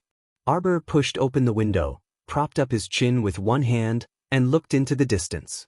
On the wide sea, Tu Xianji's bandages were all destroyed as soon as he entered the water. The bandages floated on the surface of the water, unraveling one by one. When the hideous wound under the bandages was exposed, Tu Xianji's heart skipped a beat. She turned around and saw a thumb-long sea snake slithering out and biting her wound. You're tuning in to the Passion Pages YouTube channel. We're so grateful for your support, and don't forget to subscribe to join us on this incredible journey through captivating stories. Your generosity through donations truly makes a world of difference, as it's the primary source of revenue that allows me to expand and enhance this channel for you. Thank you from the bottom of my heart for being a part of this adventure.